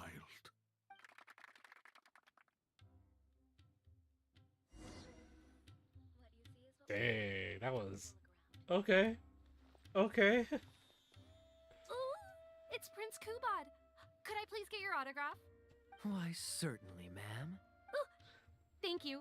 I'll just go find a pen. Good show. Feeling more like a fan now? Acting is quite fun. If It there is. ever came a day when I left the Knights of Favonius, I think I might go into acting full-time. I think you do great. W, could you introduce me to this young man? Ah, my apologies, Master Toos. I somehow missed you in the crowd earlier. I was some distance away. I just came over near the end after I noticed the large crowd gathered around the stage. The performance was outstanding across the board. I knew that the poor turnout over the past few days was just bad luck. It was only ever a matter of time before you hit it big. The improvised section was particularly good. I think you could include some improvisation as a staple in future performances. As for the prop he threw, no need to get it back. It's fairly cheap anyway. Thank you, sir. And a big thanks also to our wonderful prince. Had Kaeya not agreed to fill in, we might have disbanded right on the spot. Kaeya, was it? Well, young man, I must say you've made quite the impression on me. My caravan is always loaded with the finest food and wines. You're welcome to visit at any time. Thank you for the invite, sir, but I'm afraid I've reached the end of my time at Sumeru. I'm sure that my friends and family in Mondstadt must be missing me terribly. Well then, consider it an open invitation. Once you've been bitten by the travel bug, my friend, you'll be getting itchy feet again before too long. My door is always open. If you're ever interested, please ask Darbil to reach out to me. Darbil, we can continue discussions on the sponsorship once you've wrapped up today's show. I'm going back to the inn. Thank you so much, Master Toos. I'll see you shortly. Seriously, Kaeya, thank you for bailing me out again. You're a good guy. May the gods bless you. You know, you should stay for a few more days. I owe you a meal at the very least. Darbil, Asgar is back. He lost track of time playing Genius Invocation TCG. You've got to sort him out. Of course, it's Genius Invocation. Genius Invocation again? Ah, that does it. That kid's not getting away with it this time. Please excuse me, Kaeya. I will be right back. Sure, there's no rush. Okay, I think they're all gone. Let's slip away now while we can.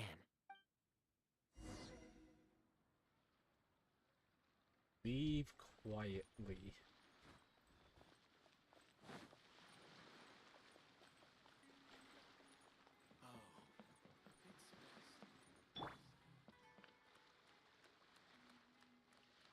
Everyone hold him. I always like to extricate myself before things start getting tedious.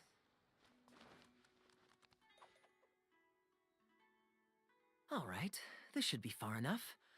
Don't think they'll find me here. Weren't you gonna sign some autographs? People were starting to expect a lot of things that I didn't sign up for. Besides, the missing actor is back now. Darbil shouldn't be needing me to stand in again. I don't mind socializing, but compared to chatting over food and drink, I much prefer just going wild on the stage. What about you? Did you enjoy the show? I thought your performance was intriguing. Mostly, I was curious to know what was going through your mind. Oh? I was expecting a lengthier critique, but you've thrown the question right back at me. Sneak, let me think. All the world's a stage, and all the people merely players. Does that answer your question? Perhaps there's an inept god out there deciding everyone's fates, much like the academia student drafting Darbil's scripts. Yeah, inept is a good word for it. Honestly, it might even be a little too civil to describe a god who turns fathers against their sons and is bent on endless warmongering, don't you think? Anyway, that's exactly why actors need to wake up and realize they don't have to follow the script. There's nothing to stop them from following their gut and making it up as they go along. You really believe that? Oh, my dear traveler, please don't take me too literally. I don't want you to get the wrong idea. The god is just a figure of speech. The real point I'm making is about the actors. Everyone, you and I included, is both an actor and a member of the audience.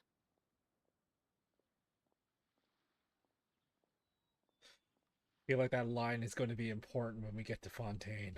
If you don't like the script, just walk off the stage and join the audience. You always have a choice.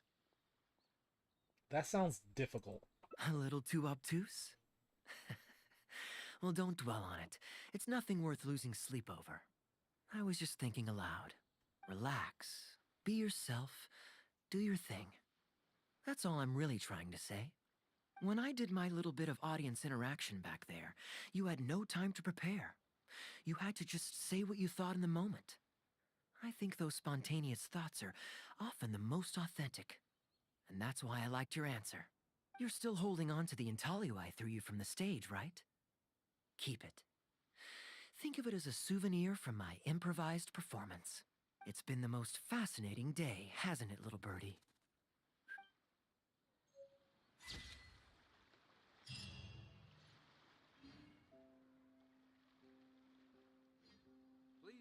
I like that. That was... Okay, so I think Kaeya's hangout is probably my favorite so far. And,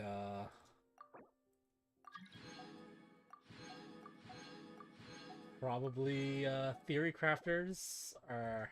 Well, let me just say, Theory Crafters are eating good with this quest. There's a lot to unwind with this one. But, that's probably it for me today.